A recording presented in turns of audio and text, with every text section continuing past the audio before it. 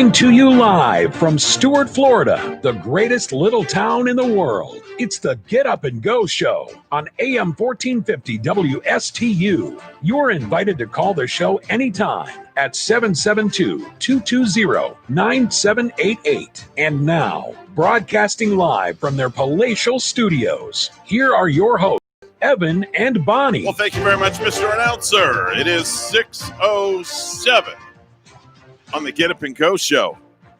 And we are cranking. It is TGIF. If you don't take another drink today, you're going to be drunk for 6 months. Well, I don't know. I don't drink, so how the heck can you say that? You are drunk at a tissue level. I am not drunk at a tissue level, Dr. Phil, okay? Are you avoiding reality? Well, I don't really avoid reality. I'm sorry. I just simply don't do that.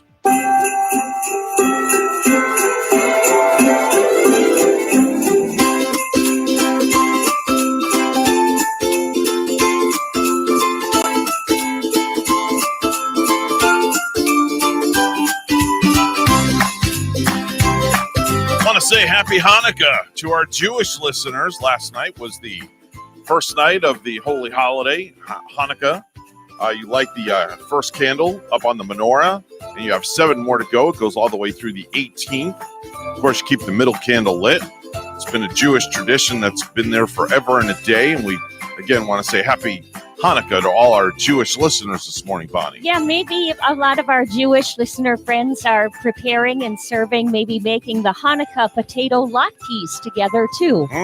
Or the lighting of the menorah, and many homes inside must look pretty with the lights and the menorah. Oh, definitely. Yeah. Definitely. So I could go for a good potato knish right now. Oh, man. Let me tell you, there is nothing better than going to New York City and going to the Stage Deli and getting a hot potato knish with a hot dog and sauerkraut. Oh, man. That is so good. So a hot dog goes in the potato knish, No. then? No. You eat the hot dog on the bun. You slap a little Hebrew National. You get a Hebrew National hot dog, and then you get some sauerkraut and some Gulden's mustard. Is that considered like a kosher hot dog? No. Well, I'm not sure. Okay. I'm not sure. But all I just know is man, the hot dogs in New York at Stagecoach, the Stage Deli, and the potato knishes and the pickles. Oh, man, I'm hungry. I need to make a phone call to New York and have that stuff flown down here. Is there anywhere in our area that comes equivalent to that, you think, Evan? No. Anywhere there where they can serve that kind of item that will taste quite like it? No, and also, you know what else is another delicacy when you go up north and you go to like the Stage Deli or one of the delis up there, is a tongue sandwich. No. Oh, yes. Oh, man, let me tell you, there is nothing better than getting a good deli tongue sandwich. I will never have it. I would rather just fry a slice of bologna in my frying pan Now, I and notice make you a call it sandwich bologna. out of bologna. You don't call it bologna, you call it bologna. Well, you know, it goes by region, I guess. We did. You Wisconsinites call it bologna. We did say bologna also, but maybe Okay. I've been living down here for quite some time, and I Okay. know people down here tend to call it bologna. Well, you couldn't I'm say pretty sure. Sony no bologna.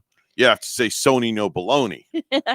There was one summer, though, where I fried bologna up every single day. It was like that summer where you're right out of high school, and you kind of go out of town. And, I lived with some friends, and, well, we were poor. What? Bonnie, poor? What?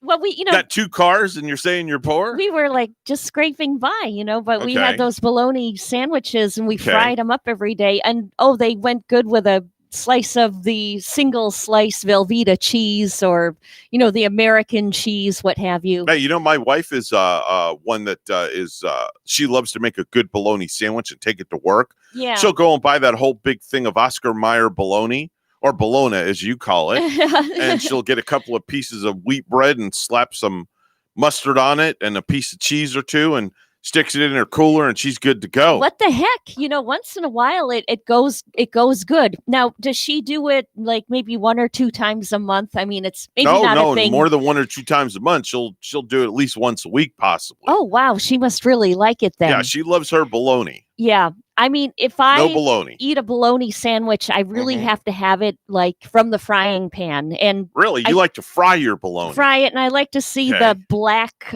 cringes roll up around the sides of it to okay. know that I fried it kind of a little bit, crispy, kind of on the crispy note is what Okay. I'm saying. Nothing wrong with that at all. No. Not at all. Today's Friday.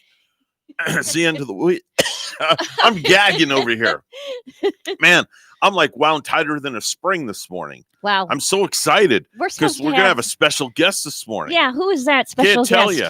Evan wouldn't even reveal it to me, those of Can't you in the divulge. listening audience. So. Look who made his way over to the microphone. Oh, yeah, he's getting a Swagger. little bit closer to me Yeah. each time that I'm here. He's looking at you this morning. He is. He's staring right at you with a, he has kind of like that flirtatious look.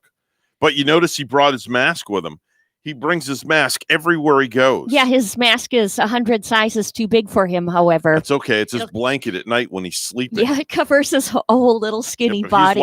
He's watching you this morning. He needs some bologna sandwiches. Yeah, he's checking you out this morning. Yeah, he looks kind of at this angle. He doesn't look so mischievous to me. He just looks like a little elf looking up and looking like. Well, you never know where what he is might Santa be. going to bring you? You never know where he might be on Monday. Could be glued to your seat. He could. What are you going to do if he's on your seat Monday? I don't know. Can't move him. Can't touch him. Now, is he going to be in the way for our guest who's going to come in? Oh no, our guest is sitting right there. Right there with the elf. Yeah. Wow. Our guest is going to sit with the elf this morning. I have an idea that I know who's coming. Okay, well, don't count your chickens before they're hatched. That it's jolly old Saint Nick that's we'll going to have to arrive. find out. And I hope he brings a big bag in and has plenty of gifts for us inside. Well, only the gifts come at Christmas time, on Christmas Eve. And speaking of gifts, all your gifts came in, Bonnie. Really? Yes, they all came in yesterday. Did Santa bring them in from the North Pole? No, himself? they came via the U.S. mail. Okay. UPS and FedEx. Wow. Everything got dropped off at my house yesterday. That's pretty exciting. And then I just handed it to the wife and said, "Here, can you wrap these for me?" Yeah. And they're all wrapped and ready to go. So they'll be here a week from today. Now, how many people did the 9 family buy for this season? Oh, a whole crap load. Really? Yeah, we got lots of people in our family. Because they're saying the average amount of people that you buy for is maybe like 5 or 6. Well, we have my kids, Darren, Dylan, Haley, and Gavin. There's 4. My daughter-in-law, Delilah. That's 5 already. My grandson, 6. That's why I'm saying I'm your coworker, Evan. I hope You're you 7. and Rachel didn't go all out. I am not. I am your coworker, so I know you have your family to take care of. You're like family. Well, Don't worry. Thank you. I didn't spend more than $1.73.5 on you. All right. And that's it. Okay. Now see Rachel what- can have more bologna sandwiches. Well, exactly. But see what I got you, there was a lot of thought put into it. And you'll know that there was a lot of thought put into it when you open your gifts next Friday on the radio. Wow. Because you're going to unveil your gifts to everybody on the radio. Very You're going to do an opening. interesting. You're going to do an opening. Kind of like, people, influencers on YouTube, they do unboxings. Yeah. Well, you're going to do an opening. Okay. Yeah. Maybe I'm going to open up a brand new swimsuit because that's what I really need. Oh, and you never know. I'm just might be a 2-piece or a 3-piece. a 3-piece. Yeah. You ever seen a 3-piece suit? No, I haven't. Neither have I. I don't know what I don't know what a 3-piece is all about. But No. Evan, you've been wearing those Christmas holiday sweaters, right? No, I haven't. I just have my sweatshirt on. Well, I mean, I have my Christmas holiday underwear on, but that's you besides wear the point. your ugly sweater like to church the other night? Well, I wore my ugly outfit last Sunday. Yeah, there's Yes. like a survey out too that 96% of people seem to think that the ugly holiday sweaters are very sexy. Oh, So okay. Well, I guess I'm sexy. So 96% of people are saying like the I ugly have ones are like a turn on. I have sexiness in me, I guess, of some sort. You brought sexy back. All right, there you go. That's who did that song? That was Justin Timberlake. Yes, it was. Yes, sexy back. Yep. So, you had massages last night. Yeah. So you worked rather late. Yeah. Okay. I had like 3 massages in a row right Wow. when I got to work Wow, yesterday. you had the trifecta. Yeah, it makes it great because don't like to sit around and wait for a massage at the very end of my shift, which is always hard at night. Right. But I get to work and I have boom, boom, boom, 3 1-hour massages just completely right in a row. Don't your hands get tired?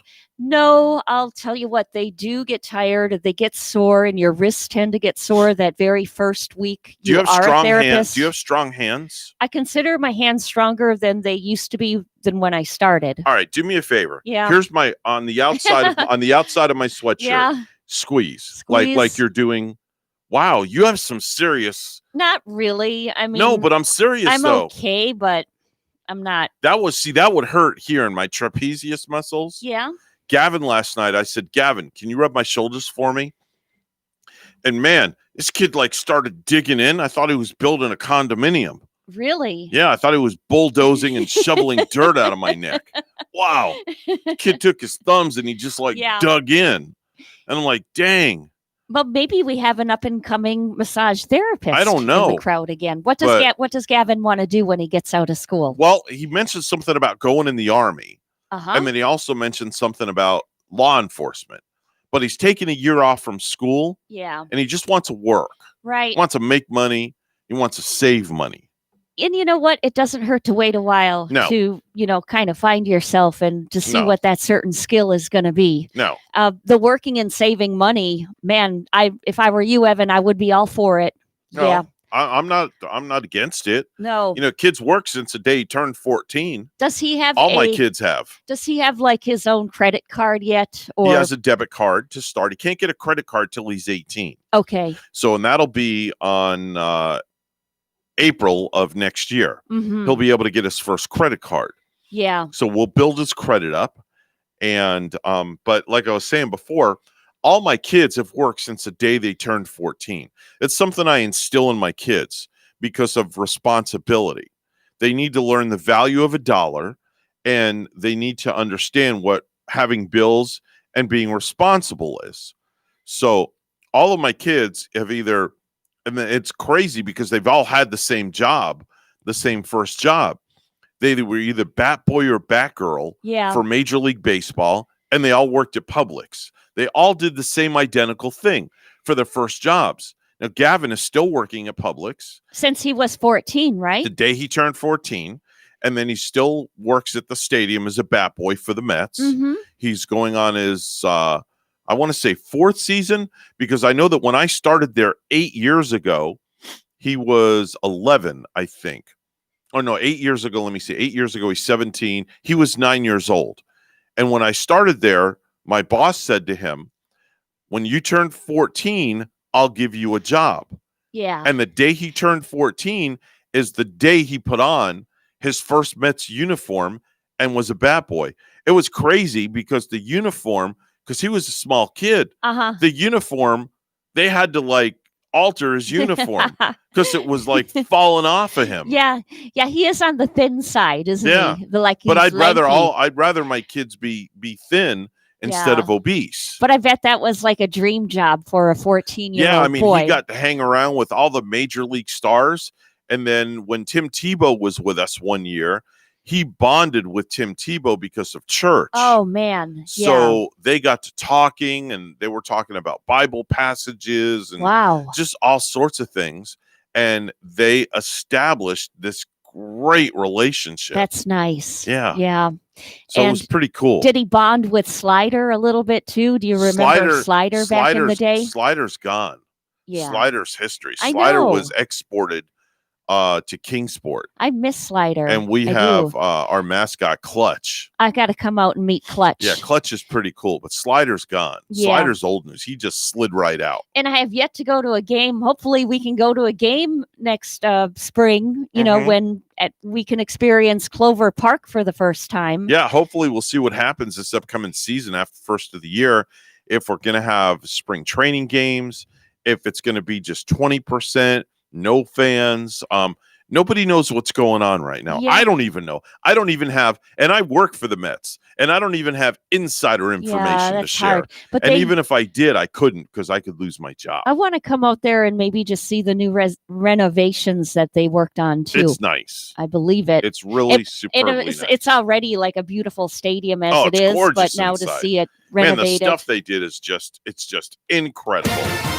6:21 on the Get Up and Go show on the Friday edition, which means it's time for news. Let's head over to the news desk where Bonnie's standing by. Good morning, Bonnie. Good morning, Evan. Thousands of toys are being collected for kids inside a warehouse at the Martin County Fairgrounds. Inside this warehouse at the Martin County Fairgrounds, this is one of my favorite projects every year. Thousands of toys are being collected for kids. I actually was part of a family that used this growing up, so it changed my holiday season. It's really personal for me. Alana Gazelle, every kid gets to have several. Began volunteering with the United Way of Martin County's Toys for Tots campaign 3 years ago. It's really great to be on the other side of it. And says growing up, I find really gratifying. That their work meant everything to her each Christmas. And I think that's the goal of this, is to make sure that those children don't feel like they're lacking what other children have. And starting next week, they'll be giving away all these toys in a safe way. We'll check them in. They'll drive through. They'll stop here and they'll get all their toys. Carol Howard Dietz is the CEO of the United Way. So everything gets something. And says that families will also be receiving 2 weeks worth of groceries. Yeah, buddy. Alana says that even years later, her community continues to show up for underprivileged families. It actually just furthers that sense of community involvement, which is one of the reasons I settled here and love my home. In Stewart, it's just another opportunity to give back. I'm Derek Lowe, WPTV News Channel 5. Newly released body camera video shows the moments that Florida Department of Law Enforcement agents raided the Tallahassee home of a former state health employee. The video was released Thursday by the FDLE as a rebuttal to a short video clip that Rebecca Jones shared on Twitter hours after authorities executed a search warrant at her home. Jones, age 31, made headlines earlier this year after she claimed the Florida Department of Health pressured her into censoring the state's COVID-19 data to align with Governor Ron DeSantis' narrative. She was fired in May after vocalizing her concerns and creating an independent COVID-19 dashboard. In the hours after the raid, Jones tweeted a 31-second video clip that shows her opening the door as agents make their way inside with their guns drawn. Jones claimed that they pointed a gun at her and her children.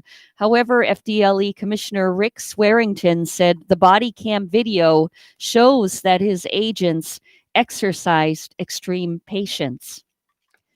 The Food and Drug Administration's Vaccines and Related Biological Products Advisory Committee has endorsed Pfizer's coronavirus vaccine in a major step toward an epic vaccination campaign that could finally conquer the outbreak. The group, in a 17-4 vote with one abstention, concluded that the shot appears safe and effective against the coronavirus in people 16 and older.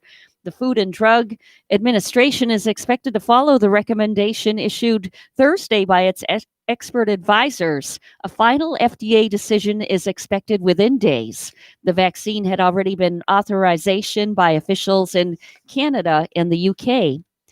There is a new push to get teenagers to stop vaping as the coronavirus crisis rages on, and WPTV's Ryan Hughes has the story. Vaping is not worth my long-term health. The Palm Beach County Behavioral Health Coalition releasing a new public service announcement highlighting the dangers of vaping and substance abuse as the coronavirus crisis rages on. Be the leader of your generation. Immediately, we started creating videos, PSAs, educating teens, nurses, doctors on the dangers of vaping and what they need to do because the work never stops. Experts have been stressing the warnings for years. Vaping can cause damage to the lungs.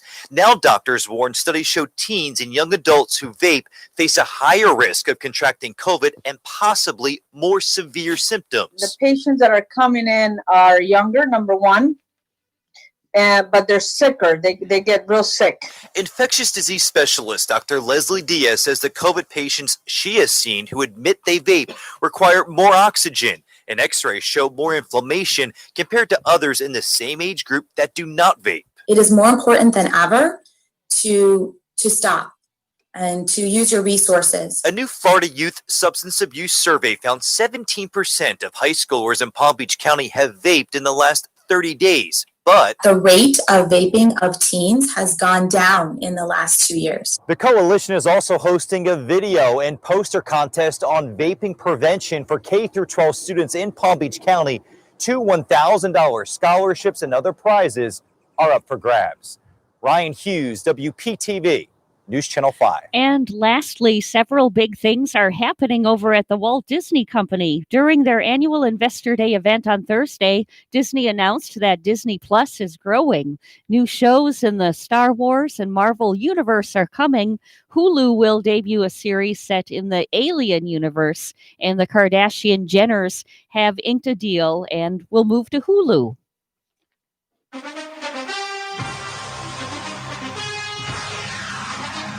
NFL Thursday Night Football. My, oh my, the LA Rams really took care of New England at the Rams. That score last night, the Rams winning 24-3.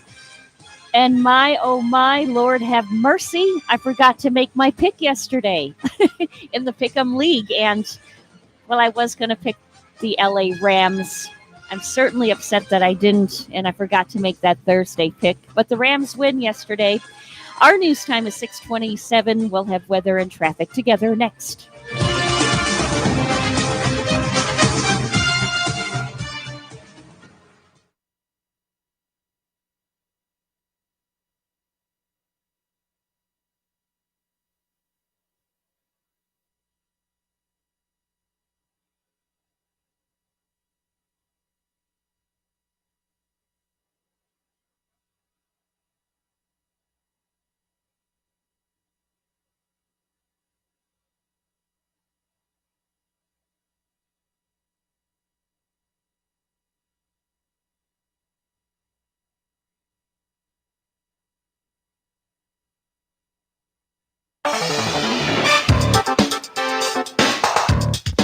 $6:28 on the Get Up and Go show with Evan and Bonnie. It's time for traffic and weather together. All brought to you by Code Red Roofers. Bonnie? Well, Evan, on the Turnpike northbound up by Port St. Lucie at mile marker 150 way north in Port St. Lucie, there is a hit-and-run accident and no roadblock from the accident. And on the Turnpike northbound in that Palm City area, once again this morning, some road construction where the right lane is blocked. And there's your latest look at traffic. And right here in Palm City, it's 57 degrees, and in Topeka, Kansas, 41 and cloudy. Here's our forecast at WPTV. Treasure Coast communities finally warming up. This morning, temperatures more than 10 degrees warmer than yesterday at this time. It's part of a warming trend, so much of the morning will be spent in the 60s. The afternoon, dynamite conditions with mostly sunny skies. Temperatures here are going to climb into the lower 70s. As we look ahead to the weekend, temperatures will climb even higher. In fact, some of us could push toward 80 by the time the weekend is over. I'm WPTV First Alert meteorologist Harrison Hove on WSTU AM 1450, Martin County's Heritage Station.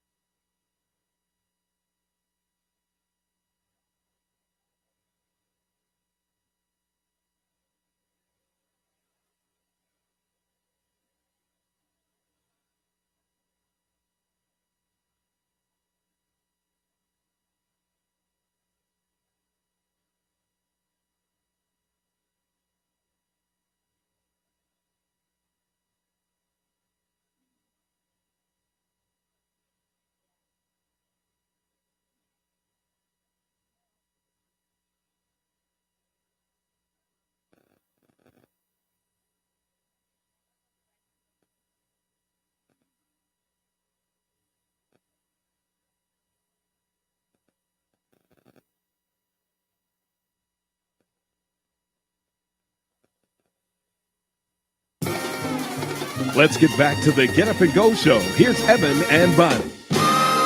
Chestnuts roasting on an open thigh. Oh, hi, this is Richard Simmons. I want to wish you all a very healthy and happy Christmas. And don't forget during the holidays to move your buns.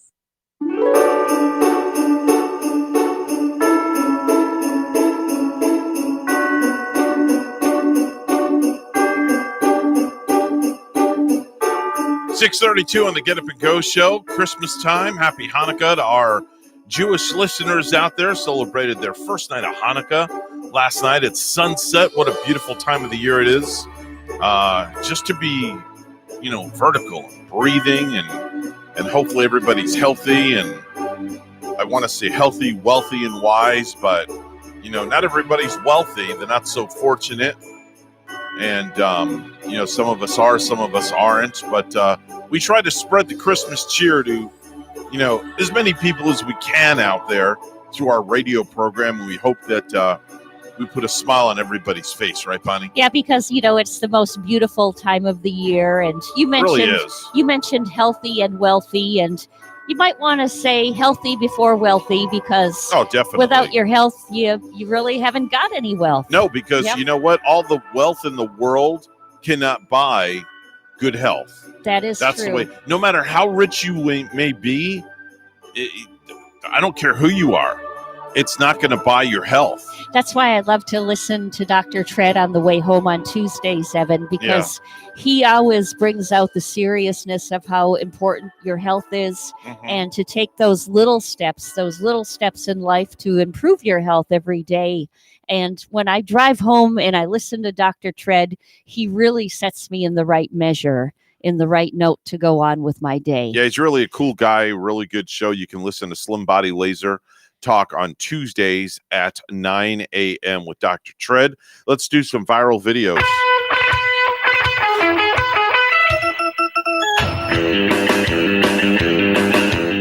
So this first video we're going to talk about, if it doesn't put a smile on your face, I don't know what will. It might even make Jeff ride right off the road when he hears it this morning. Oh, boy. But Emma Jinder is a teacher in Topeka, Kansas, and she has a terrific sense of humor.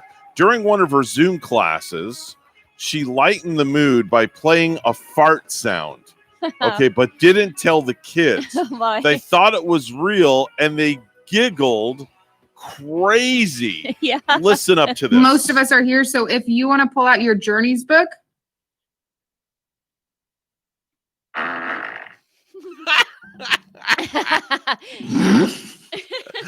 She's laughing. What was that? There's the kids. What was that? I think she farted.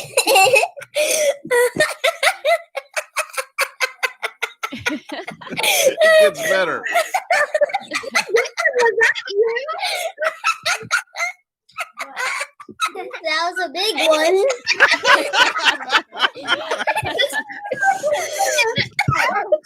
That's cute. It's showing all the kids on the Zoom video. Yeah. I don't know who that was. It was huge. They're all blaming the teacher. Uh-huh.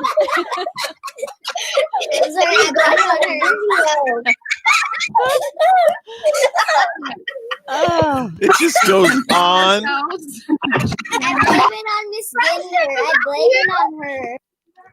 They're all pointing the finger at the teacher, Bonnie. Look at all these cute little kids. Right? I don't know who it was, but whoever it was, it might be a little embarrassed. So let's stop. I still blame you. Okay.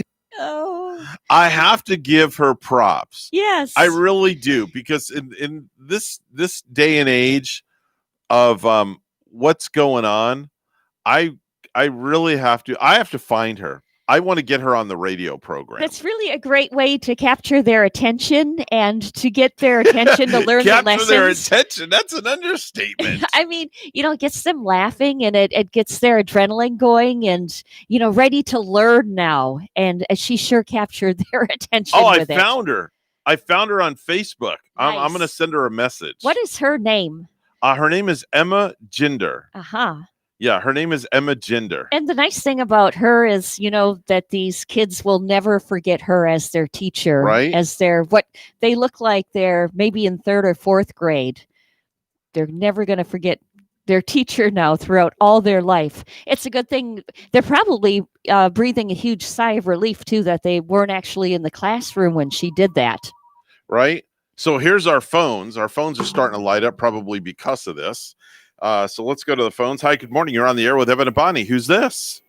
That laugh made me run off the road, and I almost ran into the 7-Eleven. Oh, my God. Those kids were belly laughing so hard. Oh.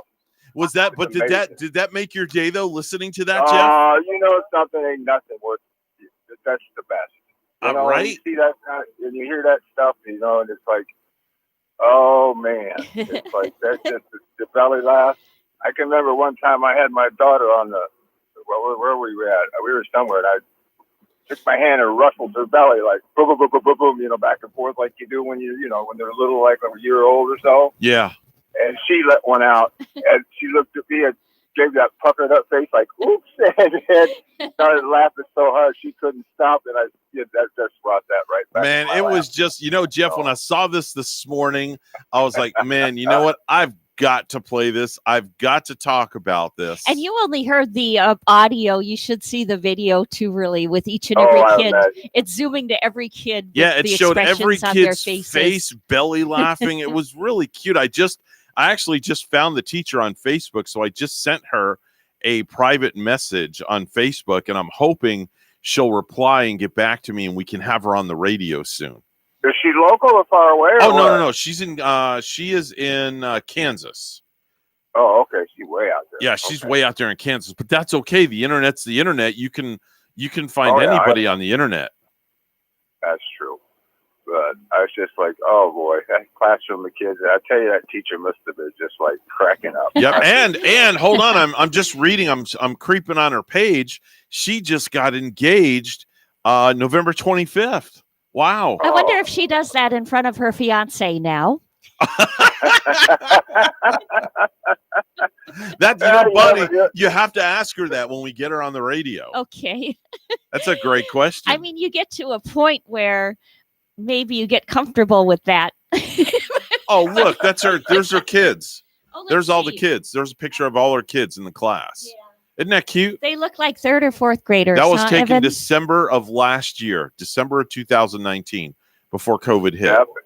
Wow. What a funny kind of teacher, and what a great way to start out her class. Yeah, exactly. People don't laugh anymore. That's the problem in this whole wide world. You know what I'm saying? If everybody would just stop and take a break and laugh at something, you got to laugh at something. I agree with you wholeheartedly, Jeff. I really, truly do. It's everybody takes stuff way too seriously these days. Oh yes. We need a good belly laugh every now and then. I love it too if I see people friendly and happy, like when I'm driving, if people are in a happy mood, every now and then, I think I saw one last night, I will see like a driver, looking both ways at traffic. And I know it gets hard out there. It's pressure when you're driving in traffic, but some look so angry, and the angry look on their faces, you just take that home with you and go, oh man, if they would only smile. Everybody just needs a good belly laugh. There you go. That's it. You just need a good laugh, just like that. That's it. That's all you need. Well, it's like the other day, day before yesterday, we're running on a really short staff out at the club because, of everything that's going on. So what's everybody under 5'4"? No, about that. No, yeah, I bet you the most of them aren't. Just kidding. Right. I would fit right in, so don't be making fun of that. No. I need a little You're 5'5", Bonnie. I need a little step ladder to get to everything. We still have to teach Bonnie what a golf puck is.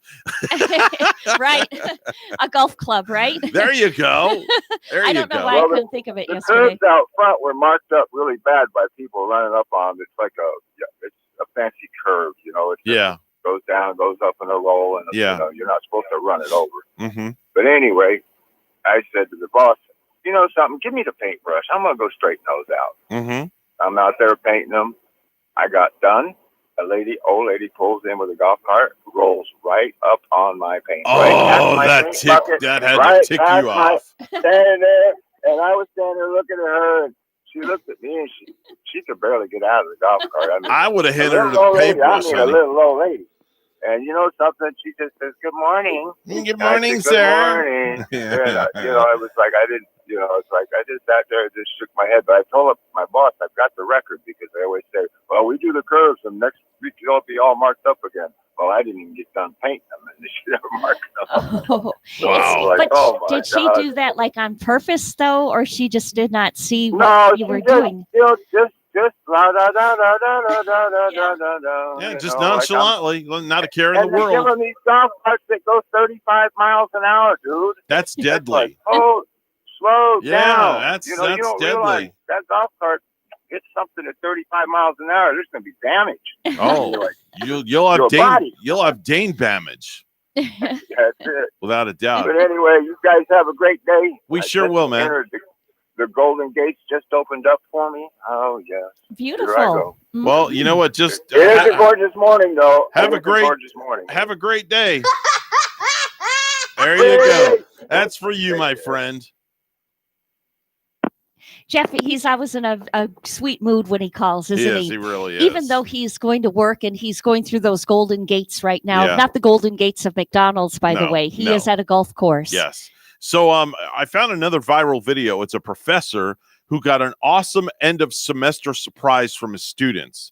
Now, it's during an online class, and he noticed that all their cameras, Bonnie, were turned off. And he joked about it and even thought it was his fault that the cameras were off, but it wasn't his fault. Finally, one student told everybody to turn on the cameras, and they're all holding up signs for the professor. Cool thing to do, not turn your camera on. I've heard that. I've heard that in some classes, nobody turns their camera on, including the instructor. Oh my gosh. Can't figure out what's wrong. He thought he messed up. Where's my class? Seriously, is it my fault that you have your cameras off?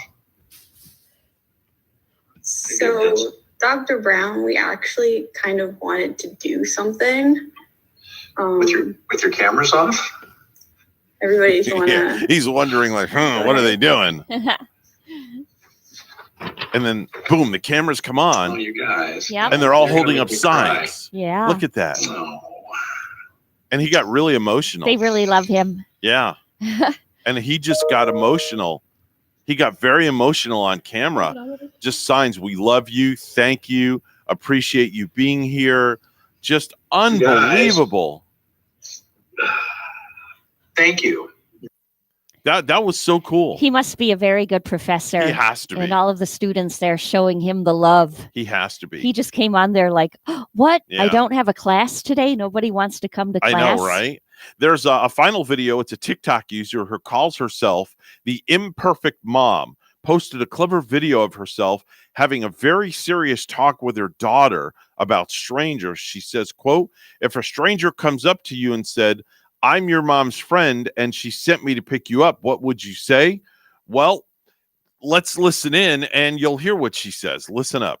If a stranger came up to you and said, I'm your mom's friend, and she sent me to pick you up, what would you say?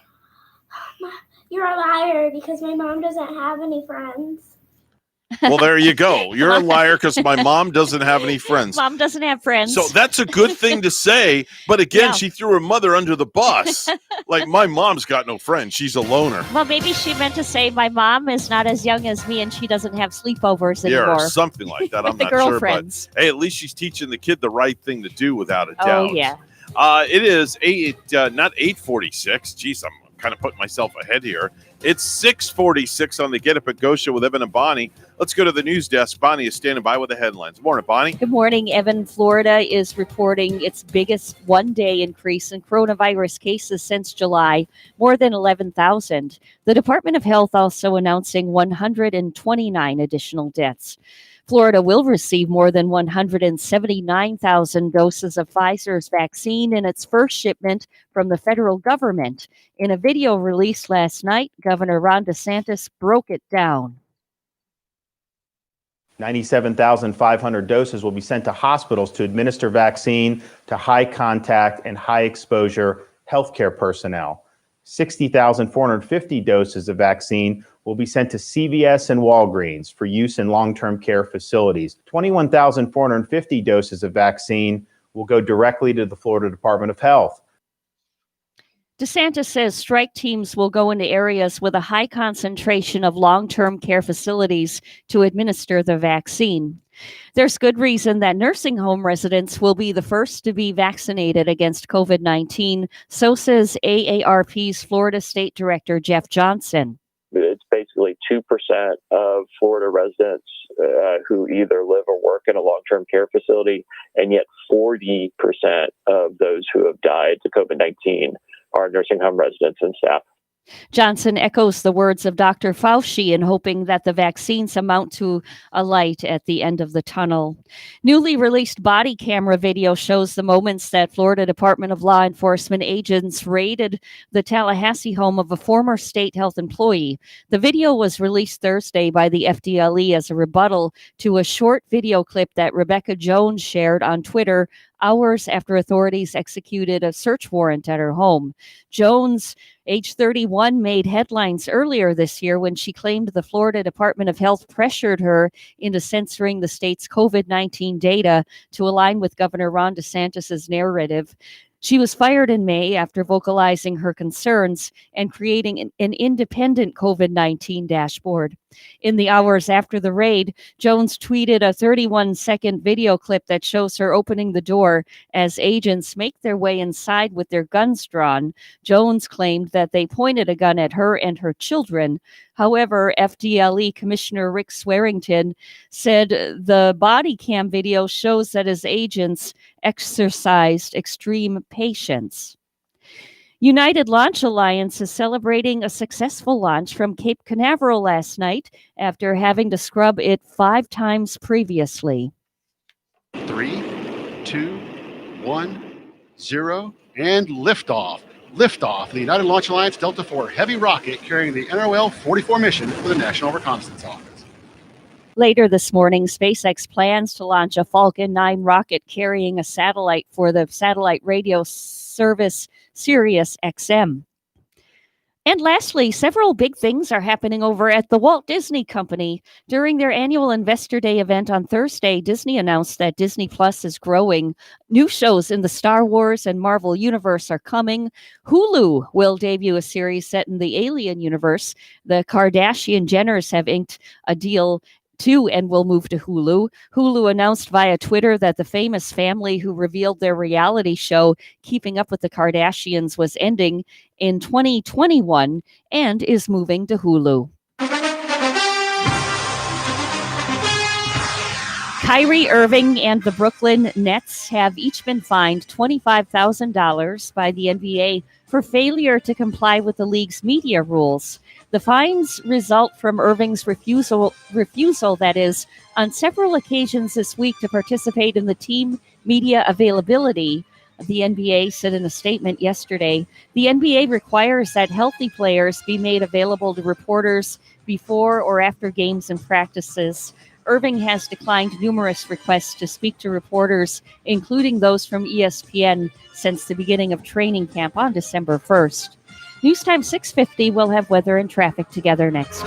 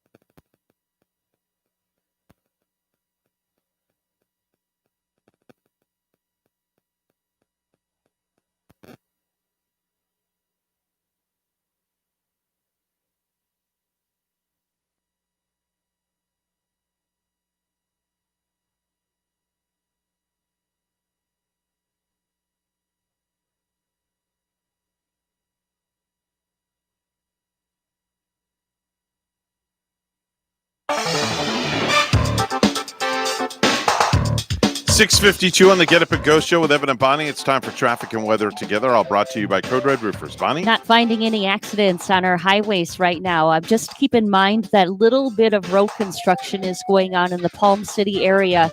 Turnpike northbound right around mile marker 137 where the northbound lane is closed. There's your latest look at traffic.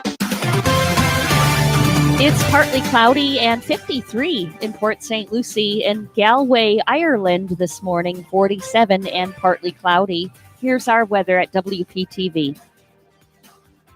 Treasure Coast communities finally warming up this morning. Temperatures more than 10 degrees warmer than yesterday at this time. It's part of a warming trend, so much of the morning will be spent in the 60s. The afternoon, dynamite conditions with mostly sunny skies. Temperatures here are going to climb into the lower 70s. As we look ahead to the weekend, temperatures will climb even higher. In fact, some of us could push toward 80 by the time the weekend is over. I'm WPTV First Alert meteorologist Harrison Hove on WSTU AM 1450, Martin County's Heritage Station.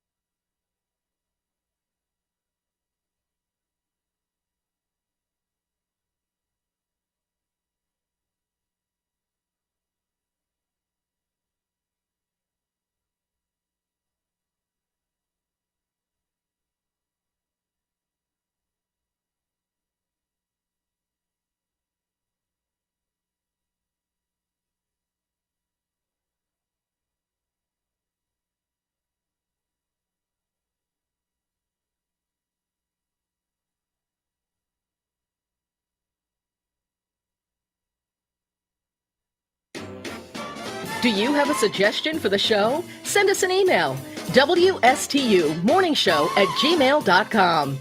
And now let's get back to the Get Up and Go show. Here's Evan and Bonnie. Staying at home alone during the holidays? You're not the only one cooped up. Tune in tonight for a very special Christmas variety special with all your favorite performers in prison, like songs from R. Kelly. My mind's telling me no. Close 22. Comedy classics from Bill Cosby. Noah. Right. And the Tiger King himself, Joe Exotic. Carol Basket, Carol Basket, Carol Basket. It's a criminal justice system Christmas. How good. Tonight. Okay, that sucked. On CBS. A criminal justice Christmas. Wow. I found all these new Christmas cuts. Last night I was home, not doing too much, sitting at the dining room table, and I figured I'd go online and look for a bunch of instrumental Christmas stuff. And That's a nice one right there. I came across all this symphonic stuff. And I figured, you know what, I want to start playing this. I would love to have that playing in my home when I'm just baking some cookies. Right? Oh, man, I could definitely envision that. Have you a nice little red dress on with a Santa hat? Yeah. Little black belt. Making a black cookies, shoes. Little glass of wine Glass that of I'm holding. red wine. Yeah. And you're putting the Christmas cookies in the oven, and here comes Gary walking down the hallway. And he says, Bonnie, I love what my little elf looks like this year. Sounds like something that Gary would say. Ho, ho, ho. Speaking of ho, ho, ho, Santa Claus is going to be on the show in about an hour from now. Wow. Yeah. Oh, how exciting. Yeah. What's he going to bring us? I don't know. He's going to take phone calls, though, from people that want to call in and speak to him and tell Santa what they want for Christmas. Nice. So that'll be really nice. Yeah. That'll be a lot of fun. Little kids even call in. Yeah, if we they're can have home kids from call school. in. If you have little kids home, we invite the kids to call in, 220-9788. You'll be able to listen on TuneIn, Alexa, Google Home, at WSTU1450.com, WSTUmorningshow.com, all the different websites. Speaking of WSTU, we are WSTU Stewart, Martin County's Heritage Station. The news is coming up next.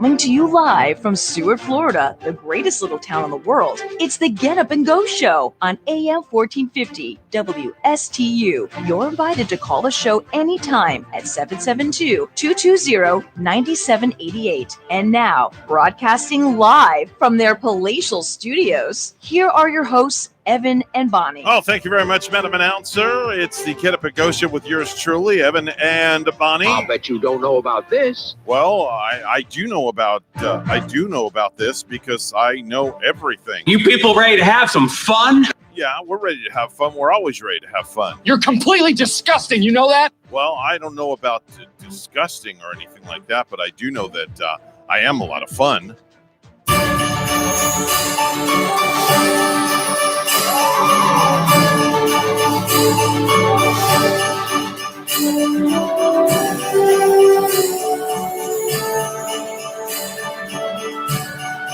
Merry Christmas, Happy Hanukkah, Happy Kwanzaa, and Happy Holidays to you and yours from all of us here at the Get Up and Go Show.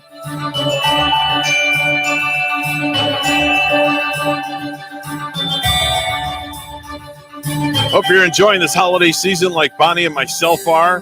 We're having a great time. We're very blessed to be here and be able to entertain you for 3 hours every morning, Monday through Friday, right here on Martin County's Heritage Station from our palatial, undecorated radio studios. We should have decorated for Santa. Yeah. Santa's going to say, "What's wrong with the two of you?" I know. Well, the elf on the shelf is here. Maybe Elf can get up right up Swag there is and there. start doing some decorating for Swag us. is here. But we are awaiting the arrival. Yes, cat's out of the bag. Santa's going to be in studio. At least the climate's good for Santa. He Yeah. can get out of the cold of the snow in the North Pole. And Now, he may not be in his red suit because, it is a little warm.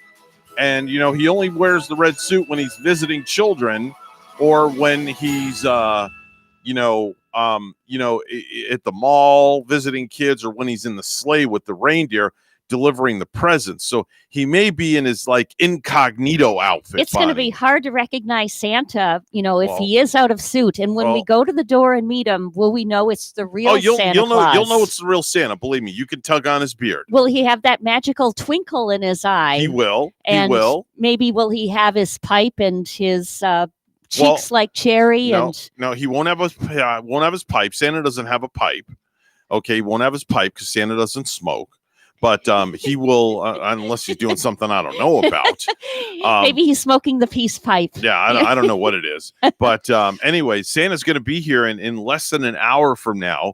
So if you're listening to the program and you want to call in and talk to Santa Claus, we would love to have you call in at 220-9788, 220-WSTU. If you're out of the local area, it's area code 772-220-9788. If you're listening on our Facebook page, if you're listening on our YouTube channel, anywhere that you're listening on social media within earshot, anywhere, you can call in and talk to Santa this morning. It's going to be a once-in-a-lifetime opportunity. Evan, I still think you should have worn your ugly Christmas sweater in to talk to Santa. No, I don't need to do that. Santa would really have appreciated that. He has if seen you wear me it. in my ugly Christmas attire before. And then he goes back up the chimney and kind of leaves the house and he doesn't leave anything. That's it. He makes a special appearance every year at my home for the holidays. Yeah. He does. He does, but unfortunately, this year, because of COVID, we're not doing our holiday party. So I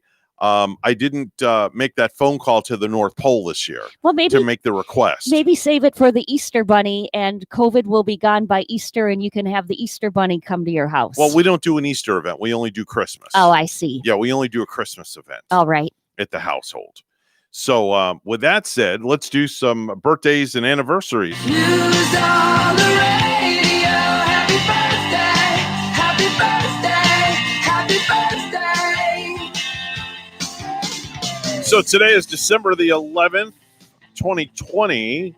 We are 13 days away from Christmas Eve, literally, or no, Christmas Day. Yeah, Christmas Eve. I don't know what it is. 14 days. 13 days to Christmas Eve. I don't know where I'm at. I'm so lost.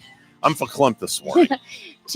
Rabbi's wearing off on me. 2 weeks away from the Christmas day will be enjoying it just 2 weeks from now. Yeah, we're 7 days away from you opening your Christmas presents. Yes, I'm wondering. Gotta add that in there. You say presents, plural. I mean, Yes, plural. You didn't have to get me Presents. anything. You're let getting alone- presents from me, Bonnie. Wow. Oh, my gosh. You get to experience what the Nine household does for Christmas. Maybe one will we be give. We don't want new, nothing. a new computer mouse, maybe, because I seem to lose mine every other day here. Why would or you leave need it a new one? behind. Just put a GPS on that bad boy. Because maybe you're going to think I need 2 or 3 of them to keep me Not moving. at all. I'll buy you a baker's dozen. How's that? Is that a dozen cookies? No, of the- baker's dozen of mice. I'll get you 13 mouse. Oh, okay. There you go. I didn't know what that was. That's all right. No problem. Hey, so what do you got for me this morning? Any birthdays? No birthdays. Nobody? But I guess remember that baby shower that I attended a while back, and you saw the pictures on Facebook Oh, with the yeah. granddads. And Yep. Caitlin, Yep. she did have her little baby. Oh, and- congratulations. yeah. And little Rhett is celebrating. I know she Did you had say the little rat? Rhett, little oh, Rhett. I'm like, you're calling the child a little rat already? No. Jeez. No, they named Nice. the little boy Rhett, and he's, Okay. He's about 2 or 3 weeks old by now. So, Okay. Everybody in her family is just having like a really nice holiday season with with the baby arrival. All right. That's good. So, That's- congratulations to anybody else who's feeling that too. That's a very good thing. That's a very is. good thing. Haley Steinfeld is 24 years old. That's Emily in Pitch Perfect movies. Courtney Hennigeler is 39. That's Amanda LaRusso on the Karate Kid TV series. Ryder Strong is 41. That's Sean on Boy Meets World and Girl Meets World. Rey Mysterio Jr., 46 years old. He is the high-flying masked luchador from the WWE, whose son Dominic is also a pro wrestler also right now. Oh, yeah. With WWE. Mos Def is 47. That's the intelligent rapper currently known as Yaslin Bey. DJ Yella from the NWA is 53 years old today. Monique is 53. Gary Dordan, 54. That's the green-eyed stud Warwick Brown from CSI. So I guarantee you that Rachel knows who that is. Yeah. And how old is he? He's 54. He's 54. I guarantee Rachel, my wife, will know who Gary Dordan is. He's a little bit younger than you, so you have to compete with some young stud there. That's all right. It doesn't matter because at the end of the day, guess who goes to bed at night with the wife? Kaya. Me. There you go. Well, Kaya too. She gets up in the bed every now and then also. Yeah. Nikki Sixx from Motley Crue, 62 years old today. Wow, Nikki Sixx. Motley Crue. Not Nikki 5 or 7, Yeah. but Nikki Sixx. Oh, they do that song "By Your Side," right? Yeah, and the Girls, Girls, Girls. Yep. That's a very popular song in strip clubs. We were just talking about Motley Crue and "By Your Side" last night because a gentleman was telling me that he has "By Your Side" on his ringtone, so he okay. can hear it like when he's on the construction All site. right. Jermaine Jackson, 66 years old today. That's Tito's brother. Brenda Lee, rocking around the Christmas tree, is 76 years old today. I love that She's song. still alive. It wouldn't be the holiday season with hearing that one every year. John Kerry, 77. Donna Mills, 80. David Gates, your favorite artist, Bonnie, from Bread. Yeah. 80 years old today. Hits included Make It With You, It Don't Matter to Me, If, Baby, I'ma Want You, and Lost Without Your Love. It's Those are all the things that I weird. say to my wife, who probably is on the phone right now. But it's Hi, weird. Rachel. It's weird to me thinking that David Gates is 80 today. Yeah. I just can't put that in perspective. I know. Hi, Rachel. How you doing, honey? Hi. Good. And I'm not sure who you were talking about. Oh, you really? I thought for sure you would have known who that was. Brad, I they don't sang watch CSI. Diary. Oh, CS. yeah, we're talking She doesn't about- know what CS. Yeah, CSI, CSI is. one. I thought she would have for sure been a CSI. Oh yeah, who is that young stud at 54 on CSI I don't know. that you just Rachel doesn't mentioned? know. I thought she'd know. Oh, Yeah. you don't know this one. Let me look. What was his name?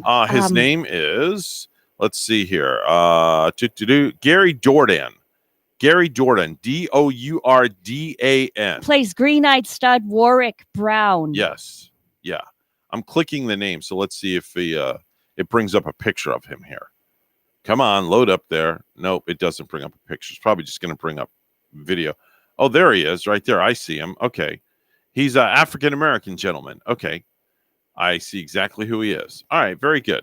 Anyway, so we're counting down to vacations for you and I together. We're going to have dueling vacations, aren't we? We are. Man, I can't wait. Yeah. So you're going to be on vacation. You're going to both be home together during the whole duration. Yeah, together at the same time for 24 hours. So that could be that could be deadly, but then again, not really. Did you practice that in quarantine back in March? Did you get a little bit of practice with it anyway? Yeah, she went to work. It's crazy because neither of us missed a lick of a beat for work. Yeah. She had to go to work because she is a frontline worker. She's a school teacher. And we have to deliver the information to the public. So I went to work and we just carried on our day like normal. This was like my only work during quarantine. Yeah. So like I just completed here and I didn't, have anything to do with the rest of my day during and that. our kid went to work. He had to go to work because he works for Publix. He's a frontline worker. And our daughter is a police officer. She had to go to work. Our other oldest son is a branch manager at a bank.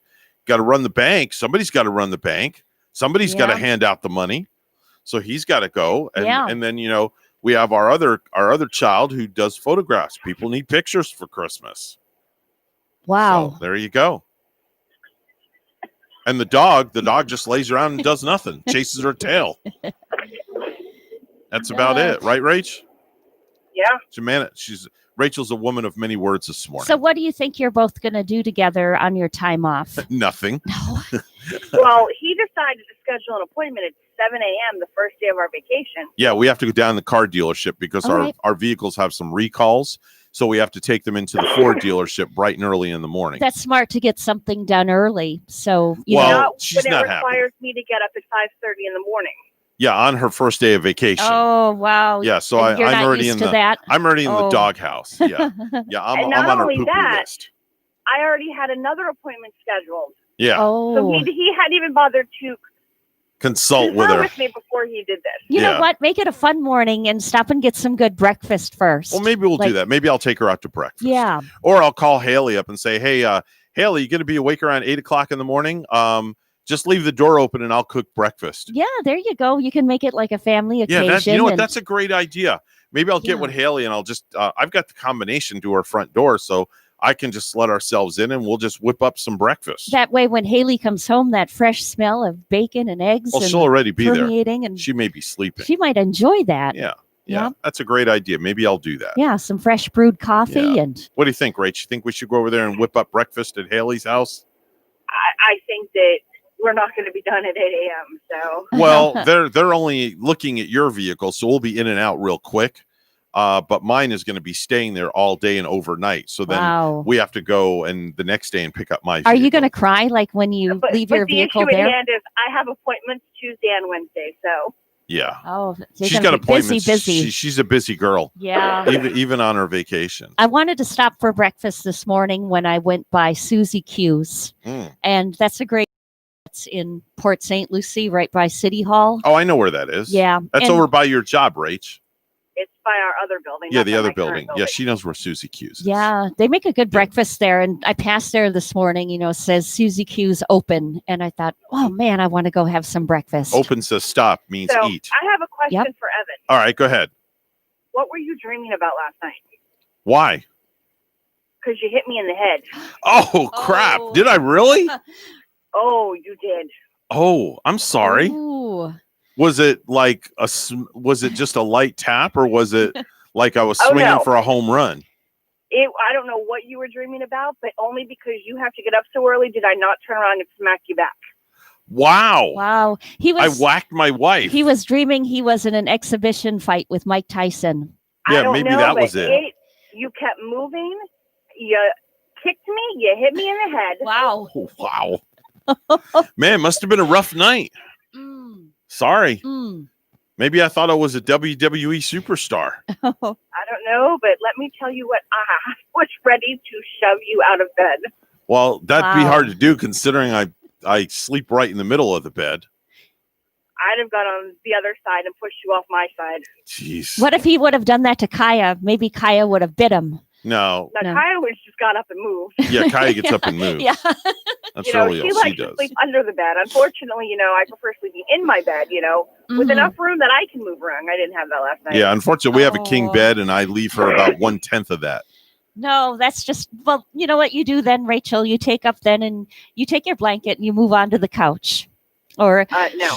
Or another bed in the house. Well, we have another bed in the house. She's Yeah. tried it, but see, the thing is, it's too quiet in the other room. Oh. See, And it doesn't have my fan. Yeah, we have all Yeah. these things going on when we go to bed at night. We have Right. like a little ritual we do. We put on the don't worry, we're not Satan or anything like that. When I said we have a ritual, we do. But we have a Yeah. ceiling fan that we put on. Yeah. That's above. You need Then that. then we have Rachel's fan on her side of the bed. Then I have my fan on my side of the bed. So we get a cross breeze this Oh, way. that must feel good. And then we have to tell Google to play ocean sounds. So it feels like we're staying at some really posh, elegant hotel on the Right. beach with the sliding glass door open. You're not the only ones, I don't Yeah. think, that have that ritual either. So without the we do ocean it- sounds. Only we couldn't have any fans on. It was cold in the house last night. Yeah. Oh, hey, Rachel, I meant to tell you, there was a guy that walked into a Walmart where your dad's near Bristol, right? Yes. There was a guy that walked into Walmart recently in Bristol, Tennessee, and paid off $68,000 worth of layaways in Bristol. Wow. Yeah, that's That- where your dad lives. That's the biggest payoff I've heard of Yeah. somebody doing this. An anonymous this guy season. walked into Walmart in Bristol and paid off 68 grand worth of layaway. Somebody did it too right over here in Fort Pierce one year. Yeah. And really close to home to us. Yeah. I'll have to have a conversation with your dad about that and see if he had anything on layaway there. Anything expensive. didn't. Oh, darn. Oh, man. Darn it. He didn't have any new jewelry put away for you, or, how do you know? Maybe he was getting you something expensive. Hey, you never know. Maybe he had something he Had it didn't know about. paid off. I know my dad. No.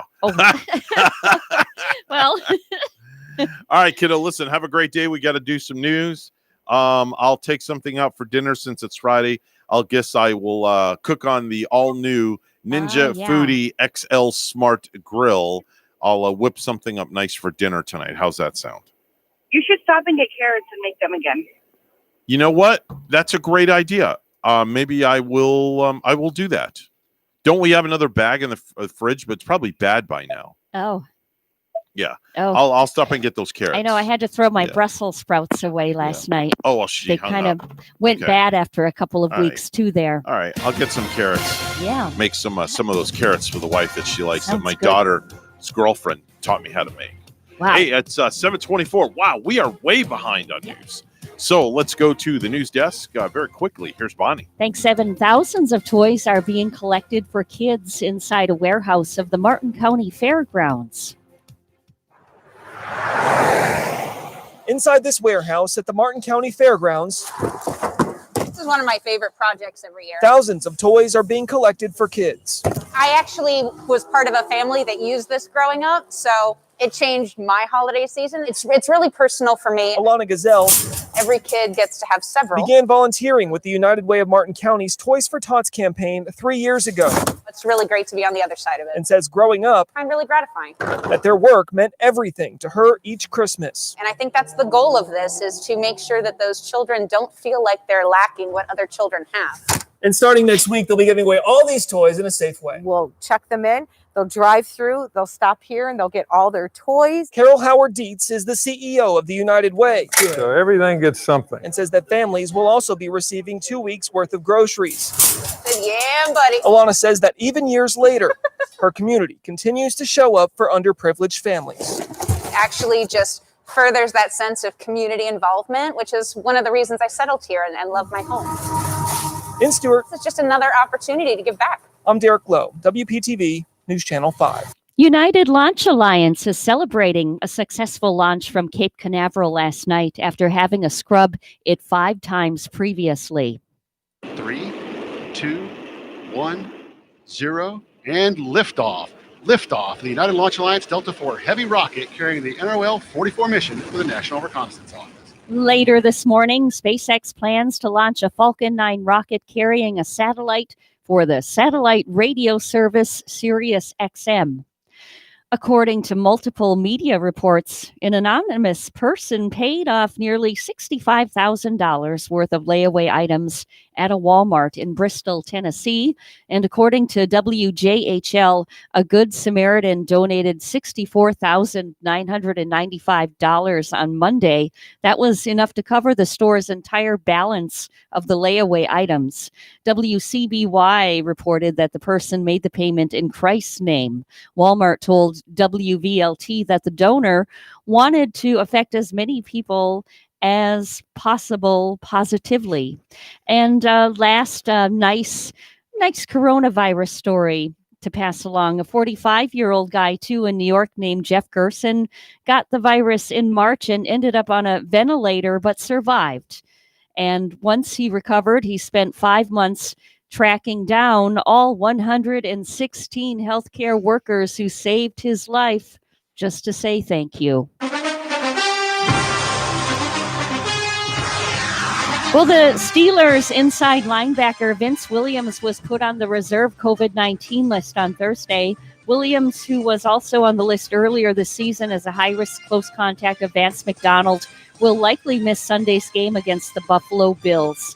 A positive test would put him out for at least 10 days, while a high-risk close contact would put him in isolation for 5 days. Now, the Steelers already had to replace one starting inside linebacker, with Robert Spillane expected to miss time with a knee injury sustained against the Washington football team. So we will have to wait and see how the Steelers do against the Buffalo Bills on Sunday. News time is 7:27. We'll have weather and traffic together next.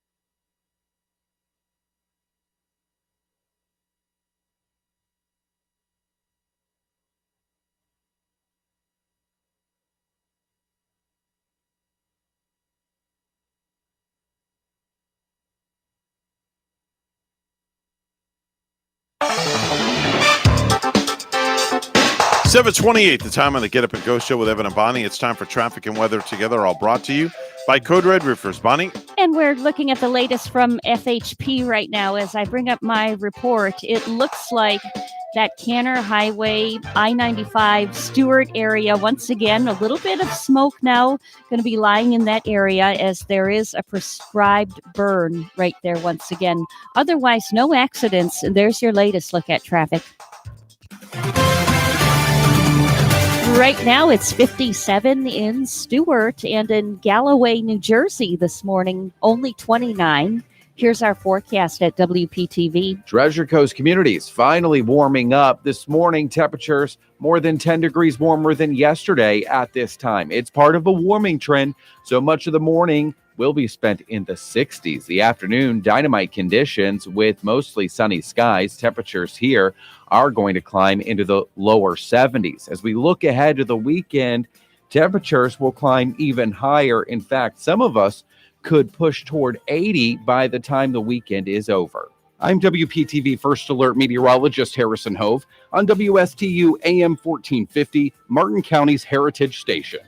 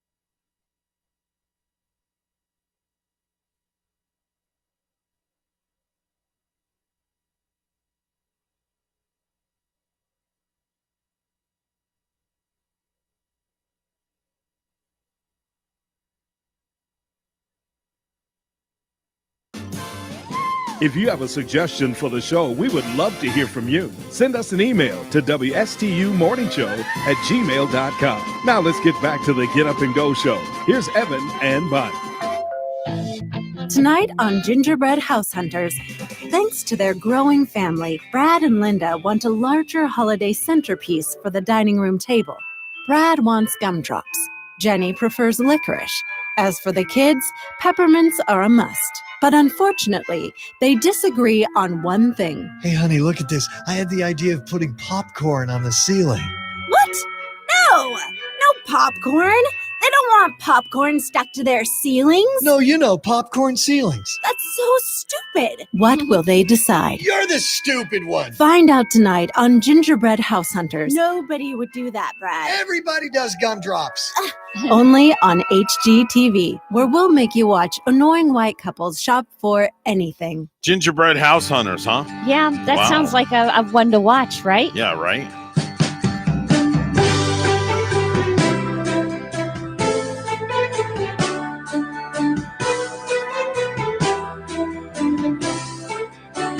From all of us to all of you, wishing you a very, very happy, healthy holiday season. Say Merry Christmas, Happy Hanukkah, Happy Kwanzaa, Happy Holidays, whichever you may celebrate. It's all wrapped under one bundle is what it is. Definitely so.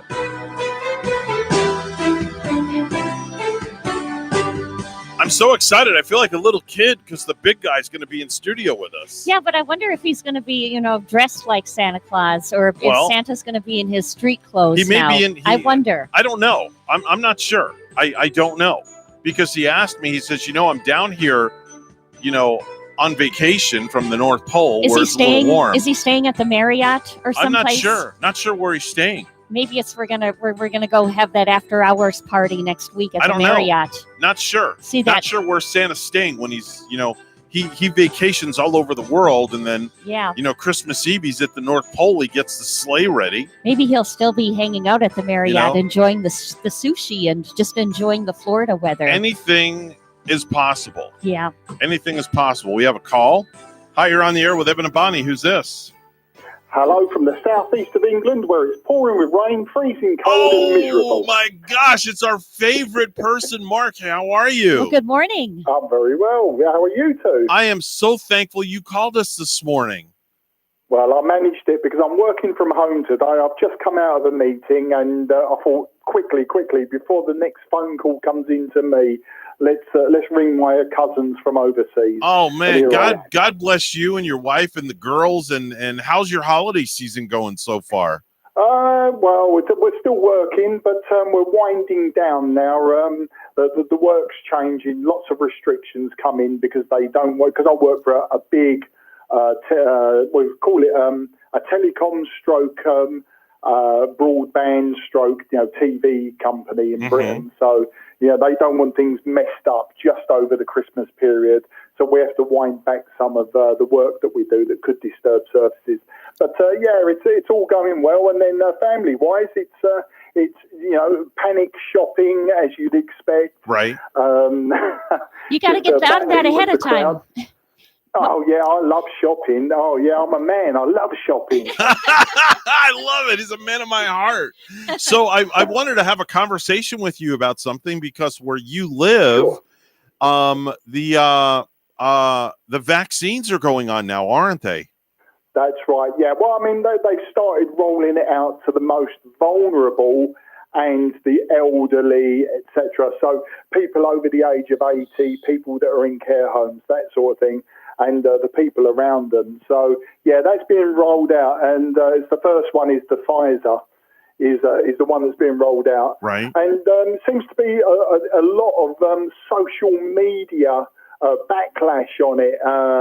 I'm a little bit sort of perplexed that, that people seem to be reverting back to the 1800s with their way of thinking on germ theory and, virus theories, bacteria theories, and the way that we combat them. We're in the 21st century. We're moving forward. We're going forward. It's an unstoppable train.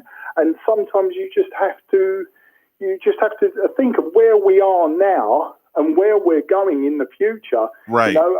I don't get this retrograde movement by lots of people that I considered quite intelligent. But I'm sure that's why you picked up on my posts on social media. Right, exactly. Let me ask you a question, Mark. Sure. The first ever woman in the world was over 90 years old to receive the inoculation. We watched it on television. And then there was a gentleman by the name of William Shakespeare, go figure. Yeah. That was very interesting. He received the second inoculation. Yeah. What is the general consensus over in England where you live at as far as people are they chit-chatting about, yeah, they're going to get it, no, they're not going to get it? What is the general consensus over in England where you live? Well, to amongst my friends and amongst my family, and I would say people that I'm acquainted with, it's for it. They're for it because I think we've just spent 9 months of being locked away, being told what to do, who we can see, when we can see them, and how we can see them. And I think people are just resigned to the fact that, I've always said, that the scientists and the doctors will sort it out. And, there's always going to be mistakes. There's always going to be risks. But I would say that the split amongst the people around me personally is 75-25, for and against. And the 25%, I would say that a good 50% of those are showing, I'd say, somewhat ignorance and are really looking for confirmation bias. They themselves don't want the vaccine for whatever reason, whether it's socio-political, whether it's, a religious beliefs, whatever. But so what they try to do is they say, right, I'm not having it, but I need backup because my theories, in inverted commas, are very, very shaky indeed. So I need somebody to back me up. And what they'll do, you'll see that, I suppose the best word for it is sycophants, will come out with the confirmation bias. And some of it, you have to pull people up sometimes. You have to sort of say to them, look, it's fine, you can do what you do and how you do it, when you do it, but look at what you're typing for thousands of people to see. It makes absolute no sense, and you're making yourself look a little bit silly publicly. It's fine. If you don't want to have the vaccine, I'm not here to tell you you've got to because, I'm not a doctor, I'm not a scientist. Right. But, at the end of the day, my gut feeling is I'm having it. And, if you want to ask me why, obviously I can give you my personal reasons why, but I'm not going to impress upon you. You should have it and then give you some crackpot ideas as to why you should. So, and that's the problem I'm having at the moment. I need to sort of distance myself from social media and maybe just stop commenting on people's beliefs. I know that all eyes are on your country right now because, with the vaccine, the Pfizer vaccine released in England, all of us here in the United States are watching your country very, very diligently. Yeah, to see what happens. Yeah. So maybe we can line up and we want it to go right. You guys are kind of the guinea pigs. Yeah, I think Bonnie's right. When she says we want to see what happens, right? And I think there is the problem that there are a lot of people that are on the fence and they want to see what happens. Right. So it's you had the injection, and if something goes wrong, I'll know not to have it. Right. But of course, the timeline on this is going to be so long. I don't think it's going to be overnight. Now, like everything in the world, you're going to have an allergic reaction to whether it's a bee sting or a wasp sting or an ant bite.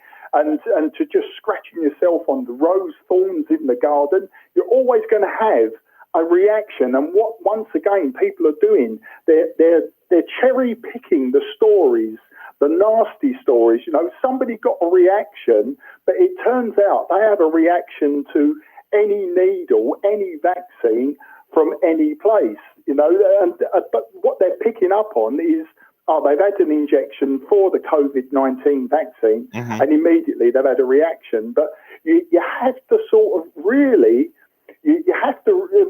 people use the word research, I think, quite wrongly. Research is not looking at videos on YouTube or going to websites that are not peer-reviewed. Research for me is to go via possibly universities and their papers. Of course, you're going to get the conspiracy theorist that says, yeah, they're all in the big pharma's pockets, so, what can you do? Me, I go to Google Scholar and I look for peer-reviewed papers. Now, I'm not saying, once again, that is completely correct, because I'm not qualified to say that is the direction everyone should go. But my way of going is to go for the professional route rather than the people who believe the royal family are lizard people and shapeshifters from the Hollow Earth Society, So that's my way of thinking. So I think, yeah, you're right. Britain is a guinea pig. I've got no problems with that. And, this business of waiting to see what happens, my category is around category 7 or 8 out of 9 or 10 categories. Mm-hmm. So, with my age, my body weight, hypertension that I suffer with, like many, many men of our age do, Right. and of course, you go down the ladder. I think my wife, because she has multiple sclerosis, and she's one step above me. Right. So we are, I suppose, also waiting to see what happens. Okay. But, at the end of the day, I'm resigned to the fact I want to be able to freely travel. I want to visit the United States on my 60th birthday again. Well, you want to come here to our radio studio as well. Oh, that's right. Yeah, I need to come in there. And, of course, I can't come in there if I'm going to be spreading germs. Right. But, all joking aside, it's just my personal feelings in a non-professional way is, we got to do what we've got to do. Exactly. And if the world says, well, I'm sorry, but if you're not going to toe the party line, then you're going to be restricted in many ways in life. Well, I've just experienced for the first time in my whole life since I was a child, many, many restrictions that I never, ever thought I would see. And so I'm just going to say, I trust them. Now, I don't subscribe to all of this Bill Gates and micro machines inside the body. And I'm sure one day that will come, but not in a nefarious way that conspiracy theorists believe. Anyway, that's my take on it. I think I've rambled on enough. It's unusual for me to call a radio show. Mark, you are fine. Words in. My personal on it, Mark, and you are fine. Anytime anytime you call us, we always love having you on. But my personal is this vaccine. I'm praying that it goes well. People have been taking the flu vaccine now for how many years? And God is great if it helps them and it helps people. And I'm praying that the vaccine does to get rid of this, or, to help people with their COVID that would be struggling. I just think that my personal on it is I'm all for it moving forward and everything to be good. But Agreed. But as an individual, now I've never gotten the flu shot before. So my personal is just don't impose it on me. Don't force it upon you. Individual. Just don't force it on you, because I agree. It should be a personal choice, which is what for me it is a personal choice. Right. And as you know, on social media, I said, look, I'm taking the vaccine. End of story. I've got no problems with it per se as it stands. And of course, there's more than one vaccine that's coming through the system. The Pfizer one is obviously the first one. Right. And the messenger RNA part of it, people go on, oh, no, they're altering your DNA, blah, blah. They're not. The research needs to be researched properly. You can't just pick the first document you see that maybe gives you in your head, backs up what you're thinking. It's like you can go many, many routes in life with an idea of how things are, and then find out that they're completely wrong. So, but people seem to be making it public now, and that's the problem that I have. Is if you're gonna say something that you believe to be truly factual, don't try to get confirmation bias and bring everyone else into it to Right. your level. Right. Let people, but there is this fear factor, I think, on social media that, if somebody says something, especially somebody that I've known for years, if they say something, if you don't agree with them, then suddenly you're wrong. Yeah, And people exactly. don't like to be wrong, and they don't like to be told they're wrong in a roundabout way. Yeah. And this is it.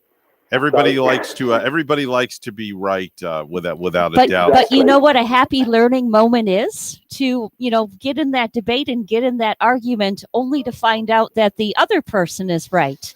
And then you learned something throughout it. You do. But some people are making statements that are so wrong that a child could say that they're wrong. But of course, you then get treated like a child, that you've done something wrong by pointing out. So I'm getting to the point now I'm getting very close to actually closing a social media account just to have a rest from it, All right, very good. Hey, listen, we want to wish you and the wife and the girls a very Merry Christmas over in England, and have a Happy New Year. And I'm going to be on vacation week after next, and then I'll be back for the last week of the year. So we send our love to you, Mark, and your lovely wife and the girls as well. Please I very much pass it on. appreciate that. Definitely so. We'll talk to you real soon, Mark. Yeah, you take care, and best wishes to everyone at the station. As well to you. Thanks so much for calling in. It is 7:48, and this room just got very magical. We'll let you in. Oh man, I smell them. Oh my gosh, Bonnie, do you smell that? It smells like baked cookies in here. Man. Yeah. Mr. and Mrs. Claus have arrived. The holidays are certainly here. All right. Let's go to the news desk with Bonnie. Thanks, Evan. Florida will receive more than 179,000 doses of Pfizer's vaccine in its first shipment from the federal government. In a video released last night, Governor Ron DeSantis broke it down.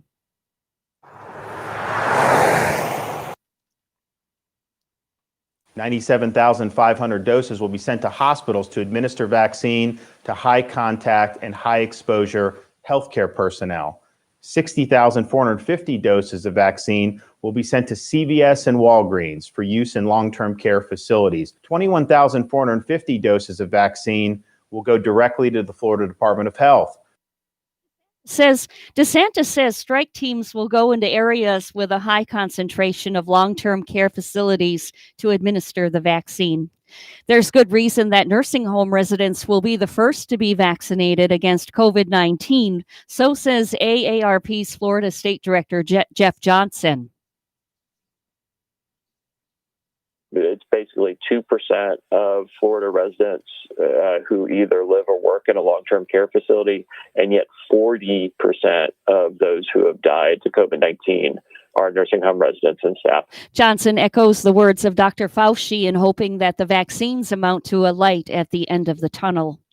There is a new push to get teenagers to stop vaping as the coronavirus crisis rages on. WPTV's Ryan Hughes has the story. Vaping is not worth my long-term health. The Palm Beach County Behavioral Health Coalition releasing a new public service announcement highlighting the dangers of vaping and substance abuse as the coronavirus crisis rages on. Be the leader of your generation. Immediately, we started creating videos, PSAs, educating teens, nurses, doctors on the dangers of vaping and what they need to do because the work never stops. Experts have been stressing the warnings for years. Vaping can cause damage to the lungs. Now doctors warn studies show teens and young adults who vape face a higher risk of contracting COVID and possibly more severe symptoms. The patients that are coming in are younger, number one. But they're sicker. They get real sick. Infectious disease specialist Dr. Leslie Diaz says the COVID patients she has seen who admit they vape require more oxygen, and x-rays show more inflammation compared to others in the same age group that do not vape. It is more important than ever to stop and to use your resources. A new Florida Youth Substance Abuse survey found 17% of high schoolers in Palm Beach County have vaped in the last 30 days. but the rate of vaping of teens has gone down in the last 2 years. the coalition is also hosting a video and poster contest on vaping prevention for K through 12 students in Palm Beach County. 2 $1,000 scholarships and other prizes are up for grabs. Ryan Hughes, WPTV, News Channel 5. In the NFL from last night and Thursday night football, New England, well, they lost hard to the LA Rams at LA. That score last night, 24-3, with the LA Rams winning. Our news time is 7:52, and we'll have traffic and weather together next.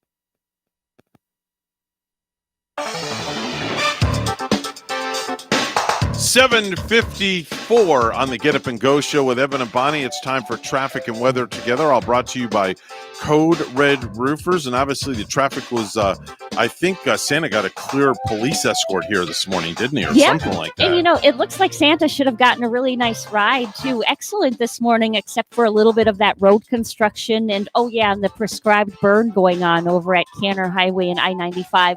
A little bit of smoke in that area there, but otherwise no accidents. And that's your latest look at traffic.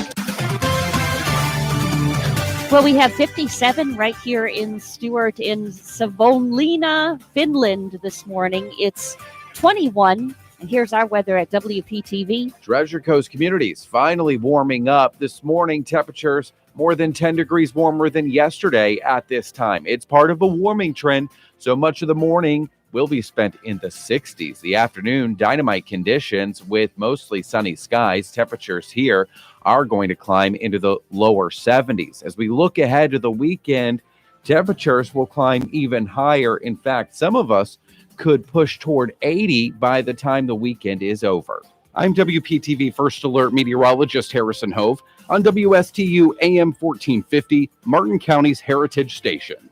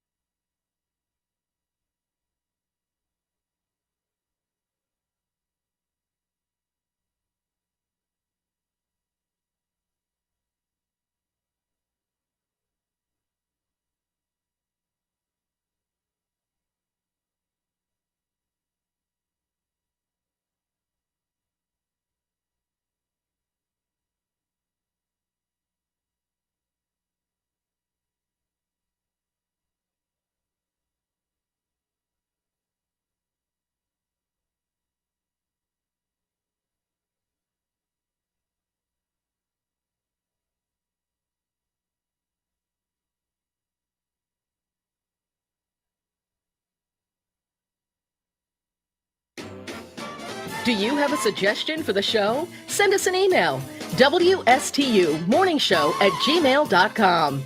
And now let's get back to the Get Up and Go show. Here's Evan and Bonnie.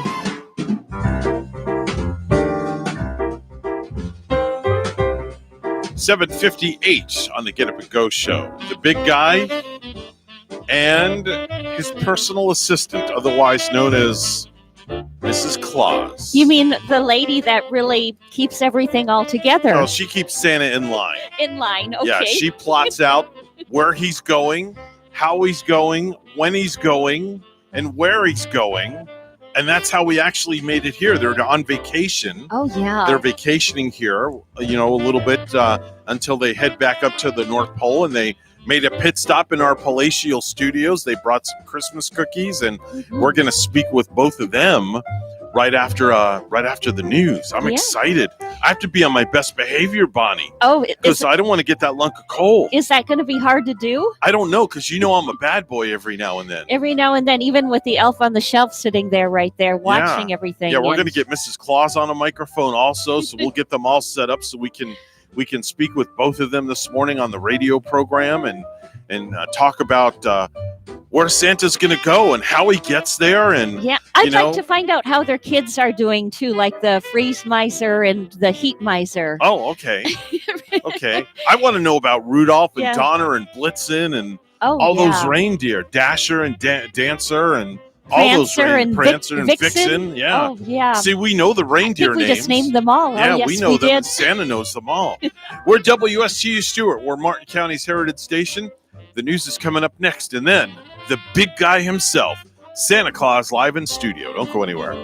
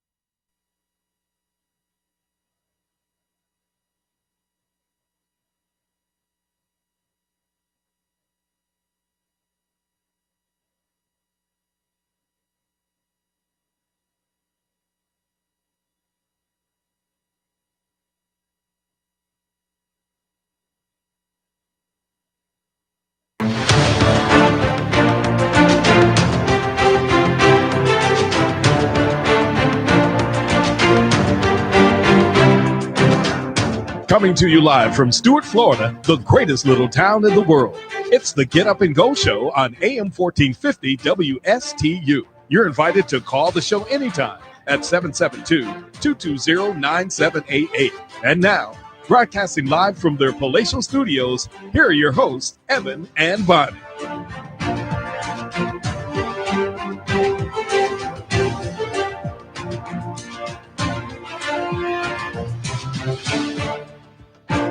Ho, ho, ho, ho, ho.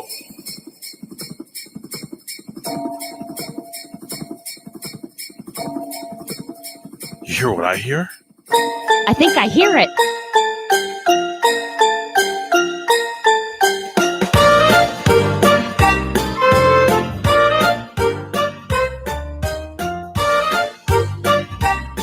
I think he's here, Bonnie. I think he made it. How magical. You better not cry, you better not pout, I'm telling you why. Santa Claus is coming to town.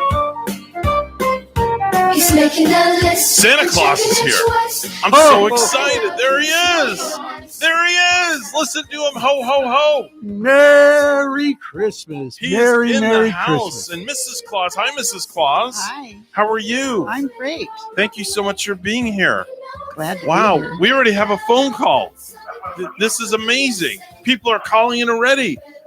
Good morning. You're on the air with Evan and Bonnie and Santa. Hi, Santa. Hello. Merry Christmas. Okay, who's there? We hear somebody. Reed? Hey, Reed. Hi, Reed. How are you? Good. Santa's here. You want to say hi to Santa? Yeah? All right, go ahead and talk to Santa, Reed. Santa. Hello, Reed. How are you? Good. I know you are. You've been a wonderful boy this year. Reed, do you know what you want for Christmas? What? Well, you tell me so I make sure you get it. Robots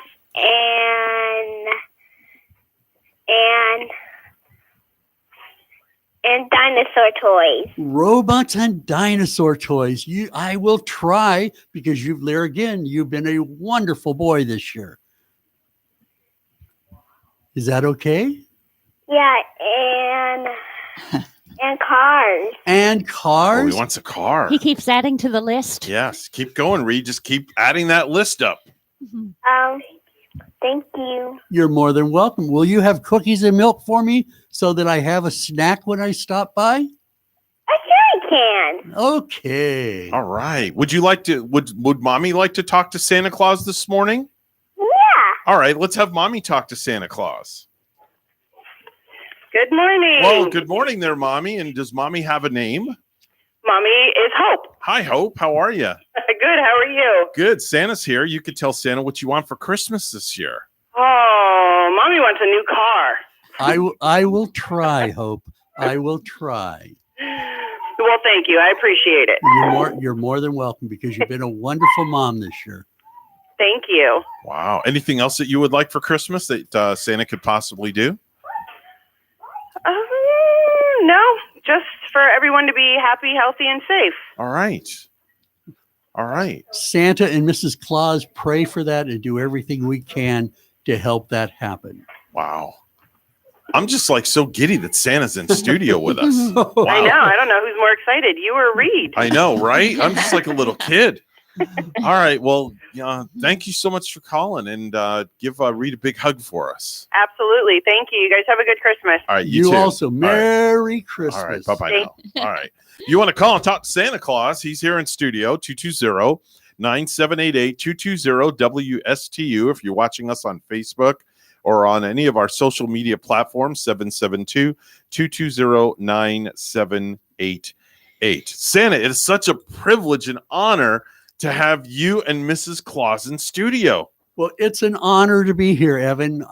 We love the children and we like to come down for a short vacation in sunny Florida before we go back to that final drive and get ready for Christmas Eve. Man, Bonnie, you're just in awe that Santa's next to you. He wore it Florida style too. I think did. Santa's really keeping cool around here. He knew he was coming to Florida. Yeah.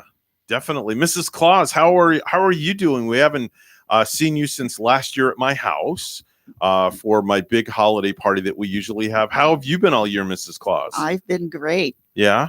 Are you taking care of the big guy? Absolutely. I Uh-huh. have lots of cookies to bake for every morning. I know you brought us some cookies this morning. Evan, you got to try one of these. I will. In fact, I'm going to These do one right now. Are special. Are they? Yeah, they're better than any store-bought I've ever Wow. tried. And Magical. they're there's a sugary. magical ingredient in it, and it's called love.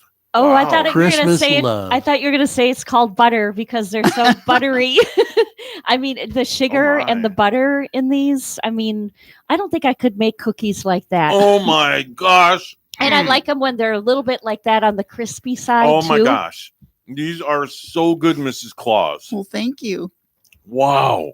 Do you They're feed amazing. these? Do you feed these to the reindeer also? Do they get No, some not of these the special reindeer, ones? not the reindeer, but we have special hay for them and special food for them to keep them in shape so that they can fly that one important night. But we have cookies for the elves. We have all Mrs. Claus makes dozens and dozens and dozens to keep the elves full and You keep can my bring- tummy full. You can bring like dozens more here. And Mrs. Claus, on Santa's overnight ride, he can just like drop off a few dozen of Bonnie, these you right can at just my keep house. talking and I'm going to eat these cookies. They're so good. They are that good. Now they're addicting, aren't they? Man, yeah. Evan, before we This is like came Christmas out crack. of the news, yeah, I couldn't even stop eating my cookie. I Oh, didn't man. even know if I was going to be able This to is say so anything. good. Mhm. So, Mrs. Claus, I have a question for you. How do you keep Santa on track traveling all around the world? How do you do that? Well, he knows the route real well. We've done it for many, many years. Mm-hmm. And I just make sure that he has plenty of hot chocolate and cookies to go. And that fuels him and he just leads the way. Do you use GPS technology now? Are things much better than when you used to roll around my town when I was a kid? Well, I now have GPS, yes, because there are new countries in the world. Mm-hmm. But I start at the date line every year. I go through Australia and then to India and across it up through Europe, Africa and Europe, and then across here, of course, to East Coast where we are. Yeah. And then I finish up in the Hawaiian Islands and Guam just before the date line. Did you ever find a place like so fascinating where you just wanted to stop and forget about the other kids and forget about the route that night? Well, that's a yes and no. I find absolutely every place I go fascinating. The children are wonderful and the parents are wonderful. So I'd like to stay there, but you know what? I stay there in spirit and love for what Christmas represents. Yay, Santa. We enjoy that. We enjoy that very Wow. much. Oh, yeah. That is Unbelievable. darling. We have, if you have a little child that would like to phone in, Mhm. Santa Claus, we are at Yeah. 220-9788. Give us a call. I know a lot of people are shy to call in because, to little kids, Santa is intimidating sometimes, and Oh, they're yeah. afraid to talk to Santa. But that's okay. We had one little boy call in. That was Reed call in. So hopefully we'll get some others call in. I mean, maybe we'll get some grown adults that'll call in too. Yeah. Anything is possible. If you want to speak to Santa this morning, maybe we should call our brother station and let them have a conversation with Santa. See if they would like to Yeah, you know what? That's a have great anything idea. brought to their, maybe G would like something brought to his home. And Yeah. I know my little stepson too loves the dinosaurs. I'm gonna call our Santa brother. has brought him many I'm going dinosaurs to call our throughout the years. brother station and see if they pick up. But you know how that works over there. They ignore us. they ignore us. They do a little bit of ignoring for a while. Yeah, Yes, but that's okay. That's all right. Do you get football at the North Pole? Do you watch any football? I am Santa? so busy. It makes Yeah. it very difficult. But I keep an eye on the Dolphins, and I keep an eye on the Buccaneers. there they down are. here. There they are. The Dolphins are doing good this year. Yeah. They They're are. just like really There they are. happy. Let's listen what they're talking about. They're a surprise in the league. But it's the weekend, so we got more. How about that, huh? Mayhem Bialek. And That's I'll probably mess that's up our the brother last name, station, but we know it Santa. better as That's Dr. up the road. A. That's- Very good. That's in Fowler Fort on the Pierce. Big Yeah, Ten it's Studio. WPSL. That's He's G and Ray. Glasses. Great actor. Oh, Yeah. who? Not the one that used to be Blossom. No. See, they always do this. They answer That the was, phone, you're talking about and then Kaylee, they just ignore us. Yeah, No, they like not to her. finish Not the Kaylee. conversation before going to But the you're phone so lines, very so- important to the community and them. Yeah, Yeah. it is true. It is true. What's her called, girlfriend? I'll have to get the recipe. So Miss what Santa. does Jaden Those are what so does good. Jaden and his sister want for Christmas, Bonnie? Oh, well, I already know what they're getting, and like they already put in their orders to Santa. Mhm. You know, so just Topanga likes to get a lot of clothes, and she's into the stylish clothing now. Very good. And the very latest good. little purses, her makeup. And Yeah, makeup? I think they're ignoring us. Is Yeah. what it is. I hate that. I'm not. I'm just going to hang up on them, man. I'm going to pick this line up. Oh, Hi, that's- you're on the air with Evan and Bonnie and Santa and Mrs. Claus. Who's this? Oh my gosh, I can't believe that I'm talking to Santa and Mrs. Claus. Yeah, they're here. Oh my goodness. A little story. I remember Santa many, many years ago. Okay. I saw you come down our chimney, and I looked around down our staircase, and you were there putting in the presents, and you looked at me and you said, shh, go back to bed. And I was like, oh my gosh, Santa's really here. And then you popped back up into the fireplace, and I heard the reindeer and all go across our roof, and it was like, oh, I was at all, and I'm still at all. Wow. I thank you for that, and keep the awe forever and ever from the day you were born until you're 99. How's that? Oh my goodness, it's like, and I'm watching you on Facebook. Okay. Oh, wow. I'll wave Okay. to you if you can see me in Hey, a second. And absolutely. Wow. Wow. Well, Oh, thank my you for goodness. checking in. I appreciate it. We have another call coming in, so we have to Thank get you. to that one. Have a Merry Christmas. Merry All right. Christmas. All right. Bye now. Nothing happens good. You know what? Oh, The best thing okay. about It's Philadelphia, them. when we Ho, ho, ho, It's ho. them. every once in a while, Okay, let's see if they're to his brother's restaurant. I guess they're probably not going to talk to us. So that's how that works. They're ignoring us. I feel neglected this morning. Santa's going to have to leave him a lunk of coal. That's all. Well, No. I'm just it's kidding. very, very seldom that I leave coal, but I No, do I know once that. in a great while. Geez, so you're busy. Tell me about, what you do all year long to get ready for the magical day that's coming up. It's 2 weeks from 2 weeks from yesterday, isn't it? 2 weeks from tonight. Is it 2 weeks from? That's 2 weeks from tonight. Come to think of it. 2 weeks from tonight. Wow. Well, we'll start with after Christmas and Christmas Eve. Mhm. I take another short vacation. Okay. And then I start checking the whole world to see what's the most important toys and what children are dreaming and wanting. Okay. And then we make that up with my elves. We make a list of those that are most important. Mhm. But part of it is that I interface with the toy makers throughout the world, because it is hard in today's world to Mhm. make toys for 1 billion children. Mhm. So those that are under the tree are from Santa. Mhm. But at the same time, when you say, well, how did they make a Lego toy? I work with Lego Okay. to make sure that they have enough for children.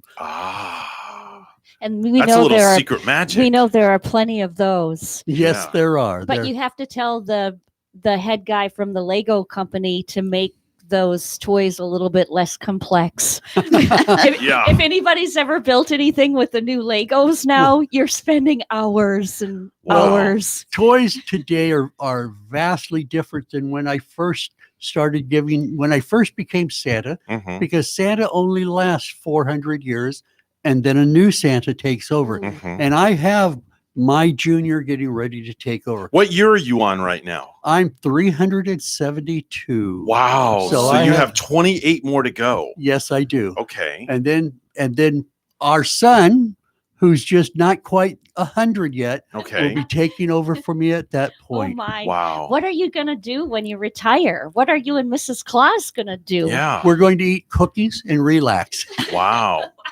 So Santa's workshop is still around, but there's not as much work that goes on in there because of your relationship with all the different toy companies that assist you and get you these toys to deliver to the children now, correct? That is very true. You know, Okay. like I say, 1 billion children makes it difficult. Okay. When it was only 100 billion is okay, but now we're 10 times that. Wow, that's amazing. Really think about it, right? What are some of the most popular toys that children are asking for this year? Well, this year, there go again. It's still Legos to build things. Okay. And it's Disney toys for the girls. Are still into all the Disney girl toys. Okay. So those are the most important. But they still want bikes and they still want, games. Even kites, maybe? Well, Flying kites are more a summer thing. But at the Okay. same time, I have had children ask for that. I just thought maybe some of those too, like the jigsaw puzzles, were maybe making more of a comeback with COVID and people quarantined at home. Those type of Well, what's more important, come back there, are books. Children are reading more and more because of the good. COVID. Right. Now, when you're traveling around the world, Santa, I'm assuming that you are practicing social distancing. I am. That's so very important. And every home that you go into, you are wearing a mask. I am. Correct? And you must have an awful lot of masks that Mrs. Claus makes sure that they wash and they keep clean. Oh, look, there's this mask. There it is right there. See? Oh, there's yeah. Santa's mask. Mrs. Claus, did you make that? Yes, I did. Oh, that is fabulous. Wow, that's a great mask. Heavy duty one. It comes rolls right over your neck and I chin. like that. I all like the way that. up above the nostril. Yes, I like and that's important to keep both your mouth and your nostrils, your nose covered. That is so very, very important. Wow. Even at the North Pole, all Mhm. of our elves wear masks too while they're working. Wow, I love that. I think that's great. They follow the CDC guidelines. Now, Bonnie, you brought up something to me about a week or so ago when I alluded to the effect that Santa was going to be here. You said to me, quote, "I'm going to pull on his beard because I want to make sure he's the real Santa." So that's the real Santa sitting right there in front of you. And believe me, told Bonnie, you. I am the real Santa. That is the real deal Oh yeah, right that there. beer looks real. I That can is see the way real deal. Santa just pulled on it, and I can see it the way it's weeding out of his cheek line He wants there. you to give a little tug just to see. I was afraid I hurt Santa Claus. No, Now. no. All the No. little kids watching, and they're saying, oh, that woman's hurting Santa." No, Bonnie is so good. She would never hurt me. No. And, So you know, where's Gary at this morning? He is flying. He is flying in his sleigh too on his way to work this morning. Okay. We have another call right now. Let's go to the phones. Hi, you're on the air with Evan and Bonnie and Santa and Mrs. Claus. Who's this? Wow, it sounds like a party in the studio. This is Thomas from Connecticut. Hey, Thomas from Connecticut. We have Santa in studio with us this morning. You guys are so lucky. Well, we are. Have you been good this year? Santa is. Would you like to talk to Santa and put a couple of requests in this morning, Thomas? You know what? I don't have any requests for any toys or games or prizes or anything. Okay. And if Santa is listening, my wish is that everybody would get well. Wow, Santa is listening. He's here in studio and he can hear you. Thomas, I will try, and Mrs. Claus will try, and we will pray that everybody, we will do everything we can to help the world get well. That's so appreciated, Santa. You're more than I welcome. remember you. I am not a young man, but I remember you from 55 years ago. He's getting emotional. I can tell he's getting a little emotional with us here, which that's perfectly fine. He's reliving his childhood. Is it against the rules to say that Santa, children everywhere, billions of children everywhere love you, but the reason for the season is to celebrate the birth of Christ? Oh, without a doubt. And you're right about that. And you believe me, as they played my favorite song coming here, Santa's Coming to Town. In reality, my tie is for Silent Night and to think of what the meaning of Christmas and Christmas Eve is. Beautiful. Wow. And when I was little, we used to welcome the arrival of the Sears catalog. Sears Roebuck had a Christmas catalog every year, and we would go through the catalog and circle the things we wanted and make up our Christmas list for Santa. And it was always a wonderful family time. And we thank you for all that you've done for children everywhere, and especially for myself and my heart. Aw. I thank you so very much. I'm for going to that. tear up here. I get No. it. You know me, Bonnie. I get emotional when I get I calls know, like this. and Tom, I remember that Sears catalog too, Yeah. and the J.C. Penney Christmas catalog, and Yeah. we had a Montgomery Ward one that would I used to circle come. my items, and then I would just hand Santa the catalog and say, Yeah. "Here, just turn the pages, and you'll find what I want." And I would try to make, I do try to make every child happy. Yeah. I try from my heart. Right. And back when I was a little girl, I would say, "Oh, let's skip that boring clothes section and that brassiere section and the underwear section. Let's get to the toys. Let's get to the good part." I try not to give socks and pajamas. Well, Thomas, thank you so much for calling. We really appreciate you. Merry Christmas, Happy Merry Hanukkah, Christmas. and have a happy Very holiday best, season. Very best to you, Evan, and to Bonnie, and Thank to you. Mr. and Mrs. Claus. Well, thank you so much for Thank calling. you, and We a ho appreciate it. ho ho to you. All right, that's Thomas, our good friend up in the north end of town. We're going to take a short pause, play a couple of commercials, and when we come back, we're going to speak with Randy Siegel and the Space Report right here on WSTU. We'll be right back.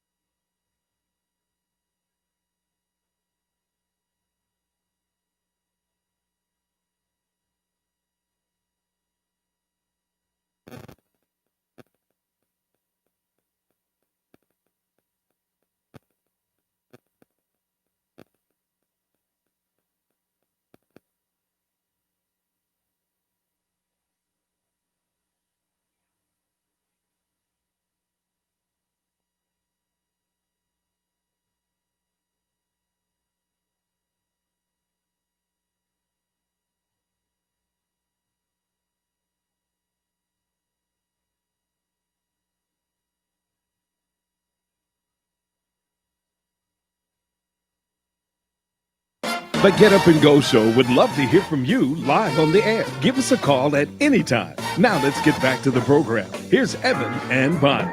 8:33 right now, the time on the Get Up and Go Show, and it's time to go to outer space, way up above the Earth, where Santa goes on Christmas Eve. And we're going to talk to Randy Siegel and find out if he's been a good boy this year. Good morning, Randy. Good morning, sir. Santa's here, you know. Yes, I've been a good boy, and I'm ready to get treated. Okay. Santa, you have some gifts for Randy? I have gifts for you, Randy, and yes, you have been a wonderful boy this year. Good. Thank you, Santa. You're Keep up welcome. your good work. Keep your mask on. He does. He does. So what's going on in this day in history? Well, on this date in history, in 1972, we had the landing on the moon of the Apollo 17, which was the final landing to take place on the moon back in 1972. And the crew consisted of Gene Cernan, Ron Evans, and Harrison Jack Schmitt.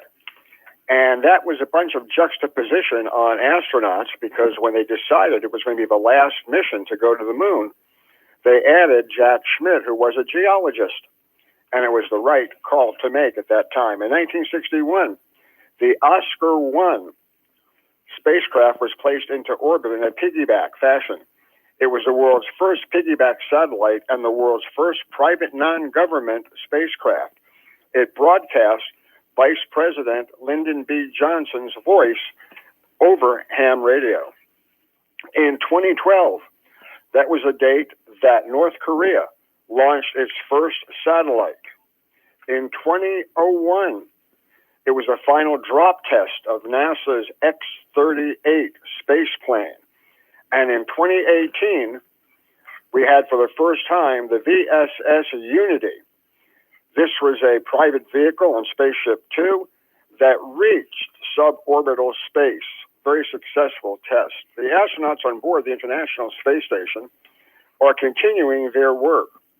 Kate Rubins and Victor Glover set up research hardware to create high-quality antibody crystals for a new cancer study. The space medicine research could accelerate the development of advanced therapies on Earth that target cancer cells. Glover then participated in ultrasound eye exams with his fellow astronauts Shannon Walker and Soichi Noguchi. Later on during the day, Mike Hopkins assisted Noguchi for a one-day U.S. swap in spacesuits. Yep, they moved this new spacesuit from the Crew Dragon vehicle that just attached to the station, and they're getting ready to send the old one back for repair and maintenance.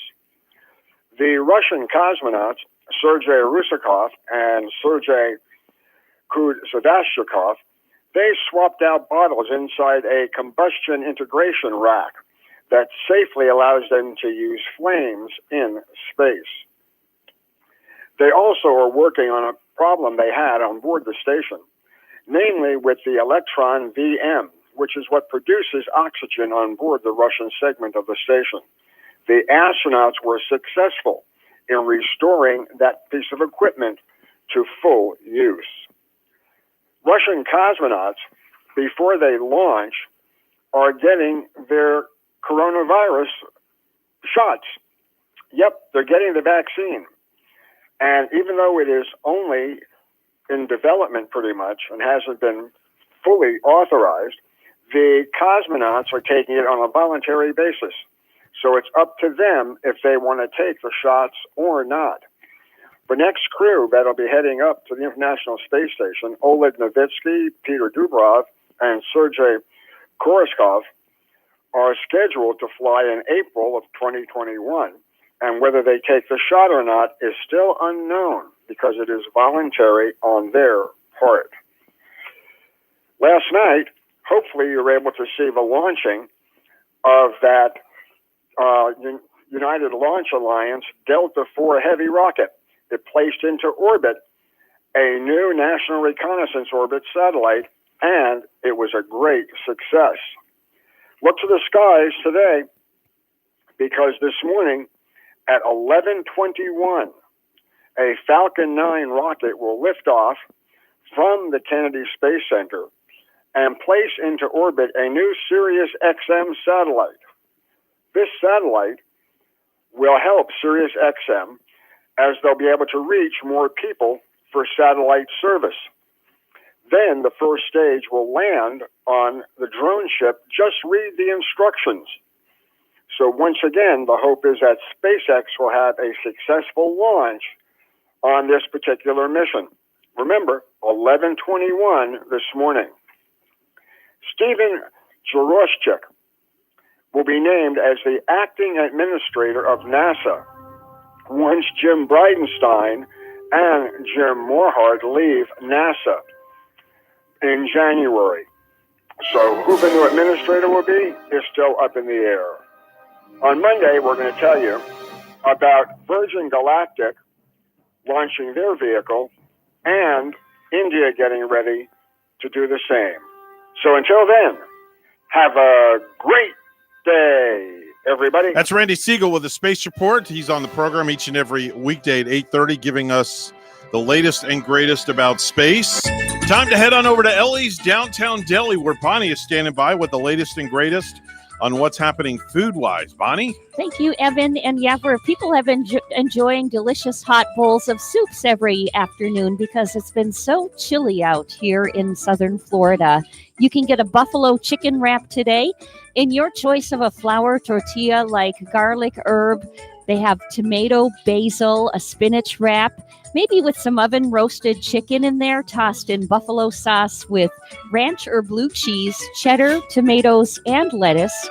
Enjoy tasty desserts too at Ellie's, including Oreo pie, some fluffy peanut butter pie, or maybe take home some chocolate chip cookies for the kids tonight. You can, get a cookie over there bigger than your child's head even. Wow, that's amazing.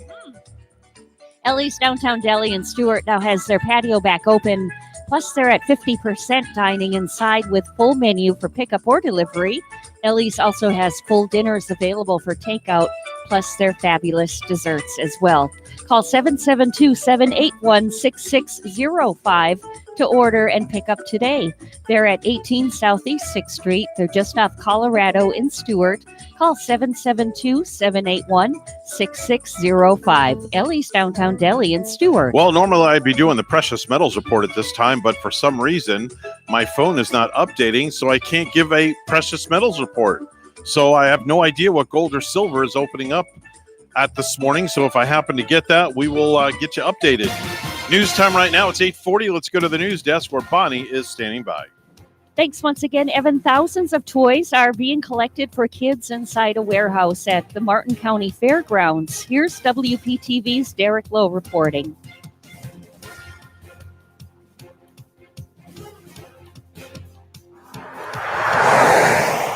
Inside this warehouse at the Martin County Fairgrounds, this is one of my favorite projects every year. Thousands of toys are being collected for kids. I actually was part of a family that used this growing up, so it changed my holiday season. It's really personal for me. Alana Gazelle, every kid gets to have several. Began volunteering with the United Way of Martin County's Toys for Tots campaign 3 years ago.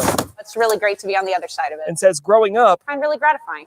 That their work meant everything to her each Christmas. And I think that's the goal of this, is to make sure that those children don't feel like they're lacking what other children have. And starting next week, they'll be giving away all these toys in a safe way. We'll check them in. They'll drive through, they'll stop here, and they'll get all their toys. Carol Howard Dietz is the CEO of the United Way. So everything gets something. And says that families will also be receiving 2 weeks worth of groceries. Yeah, buddy. Alana says that even years later, her community continues to show up for underprivileged families. Actually just furthers that sense of community involvement, which is one of the reasons I settled here and love my home. In Stuart, it's just another opportunity to give back. I'm Derek Lowe, WPTV News Channel 5. The Food and Drug Administration's Vaccines and Related Biological Products Advisory Committee has endorsed Pfizer's coronavirus vaccine in a major step toward an epic vaccination campaign that could finally conquer the outbreak. The group, in a 17-4 vote with one abstention, concluded that the shot appears safe and effective against the coronavirus in people 16 and older. The Food and Drug Administration is expected to follow the recommendation issued issued Thursday by its expert advisors. A final FDA decision is expected within days. The vaccine had already been authorized by officials in Canada and in the UK. There is a new push to get teenagers to stop vaping as the coronavirus crisis rages on. Here's WPTV's Ryan Hughes.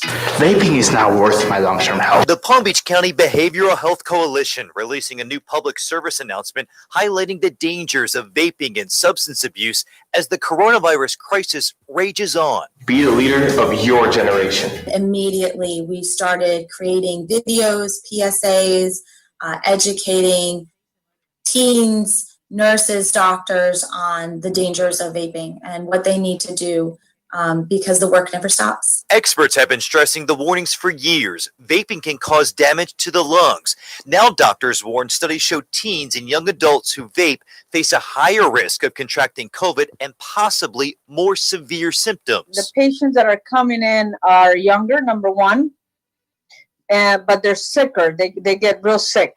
Infectious disease specialist Dr. Leslie Diaz says the COVID patients she has seen who admit they vape require more oxygen, and x-rays show more inflammation compared to others in the same age group that do not vape. It is more important than ever to stop and to use your resources. A new Florida youth substance abuse survey found 17% of high schoolers in Palm Beach County have vaped in the last 30 days. But the rate of vaping of teens has gone down in the last 2 years. The coalition is also hosting a video and poster contest on vaping prevention for K-12 students in Palm Beach County.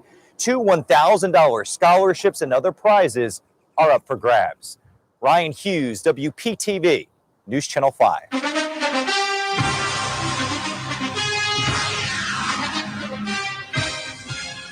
Steelers inside linebacker Vince Williams was put on the reserve COVID-19 list on Thursday.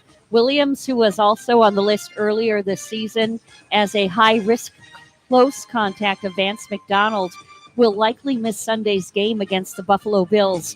A positive test would put him out for at least 10 days, while a high-risk close contact would put him in isolation for 5 days. Now, the Steelers already had to replace one starting inside linebacker with Robert Spillane expected to miss time with a knee injury sustained against the Washington football team. And that Steelers play the Buffaloes this coming Sunday.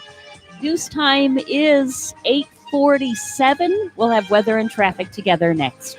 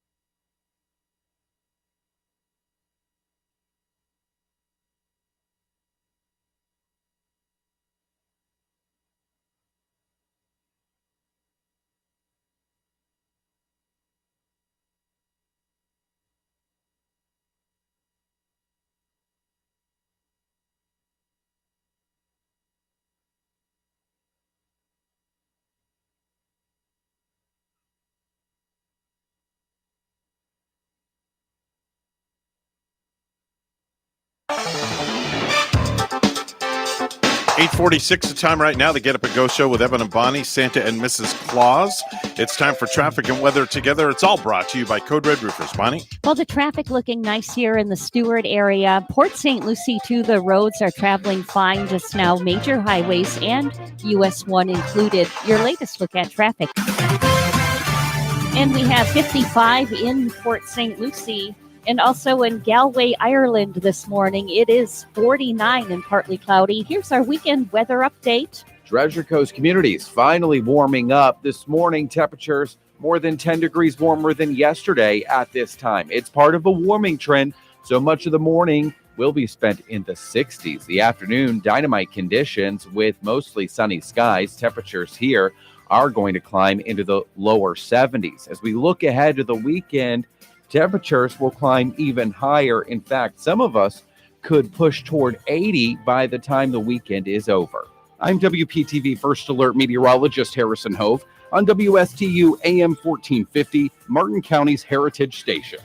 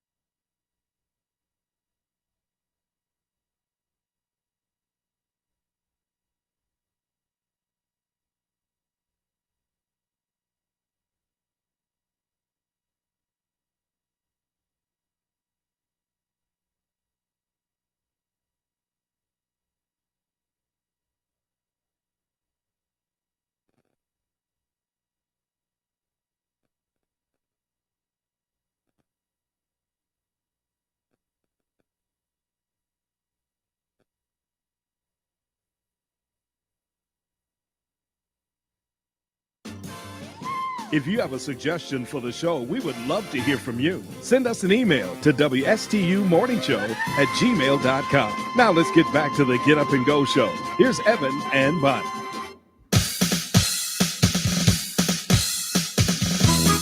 And I'm sure everybody knows by now, around this time of the morning, we always like to bring in our very special guest from the world-acclaimed show Priest and a Rabbi, the one and only Rabbi Matthew Durbin, who's going to be on in just a little bit after 9 o'clock with the Priest and a Rabbi.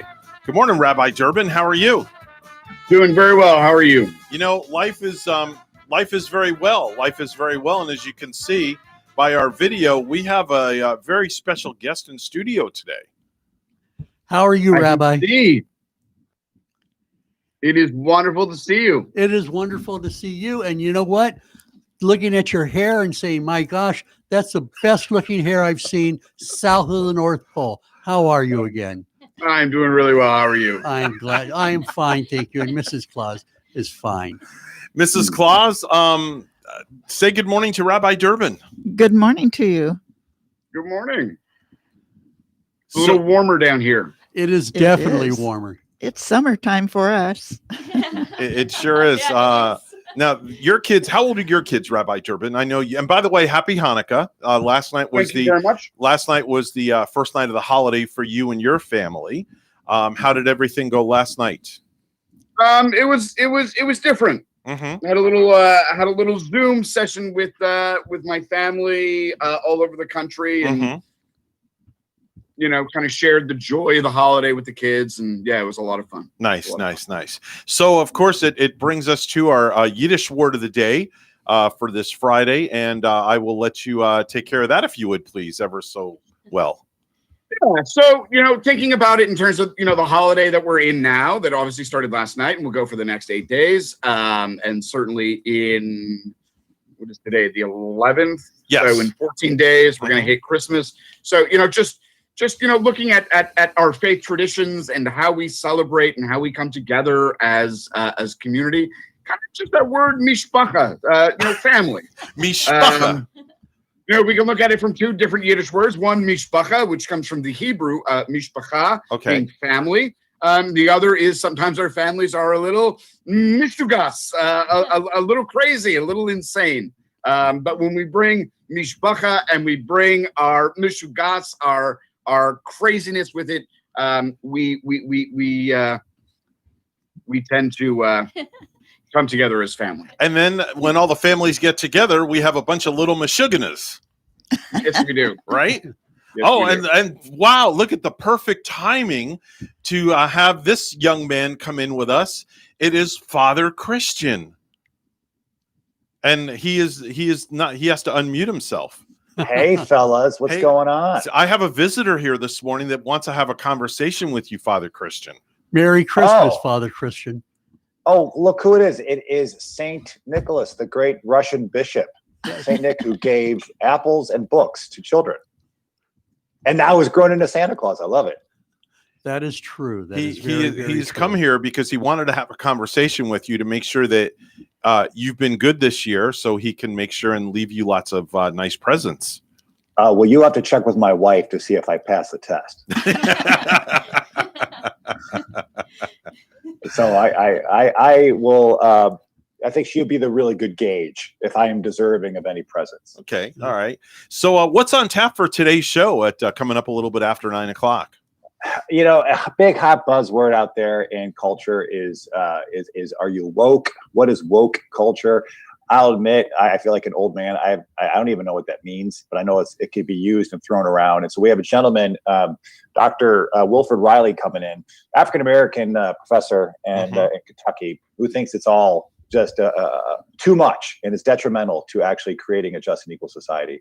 So we're always curious about people who are out there fighting for justice. And so we're curious to hear his take on this and how the woke culture is actually too much and uninformed or ill-informed.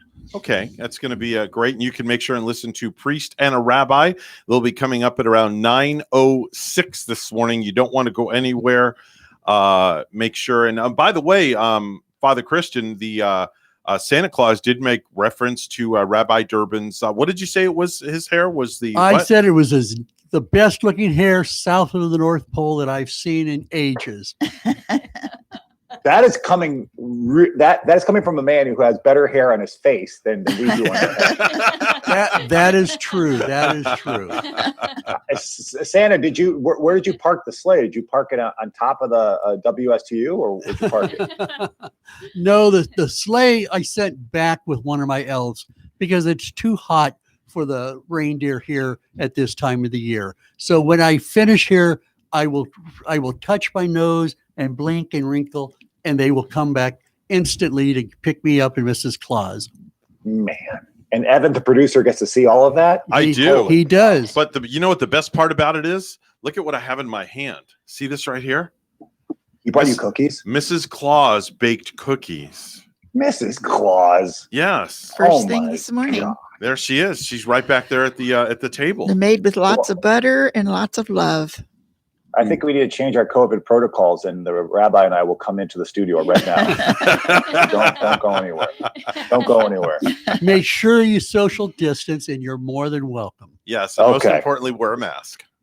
Yeah, we don't want to endanger your Christmas gift delivering because we infringed upon COVID protocol. Yes. COVID got Santa because of a priest and a rabbi. I mean, Santa got COVID. Could you see the headlines in the Stuart News about that one? Yeah. That just wouldn't. Hanukkah made the front cover, which was nice. So, Rabbi, you must have been happy to see that in the front cover of the newspaper. Okay. I've not seen it. Yeah, well, go take a look. Boy, Why do I know and you don't? He's just the epitome of excitement this morning.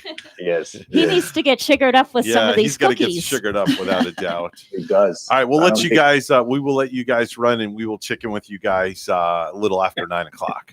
All right, bye, Mr. and Mrs. Santa. Peace out. Bye, Merry Christmas. Bye, Bye. Rabbi. Bye, priest. So you're going to be hopping on your sleigh here pretty soon. You're going to kind of touch your nose, and you're just going to disappear on out of here. That is true. We have Wow. many more things to do, many more cookies to bake, and to finish the toys and getting them wrapped and packaged for the children. Wow. Now, That's you amazing. and Mrs. Claus, I was talking with Mrs. Claus earlier, and you go to like some of the places where some of the children are in need, maybe some under the weather. Yes. Yeah. Tell us about that. Okay. Well, we take our time and fly down to go to any hospital where children are, or any rehab center.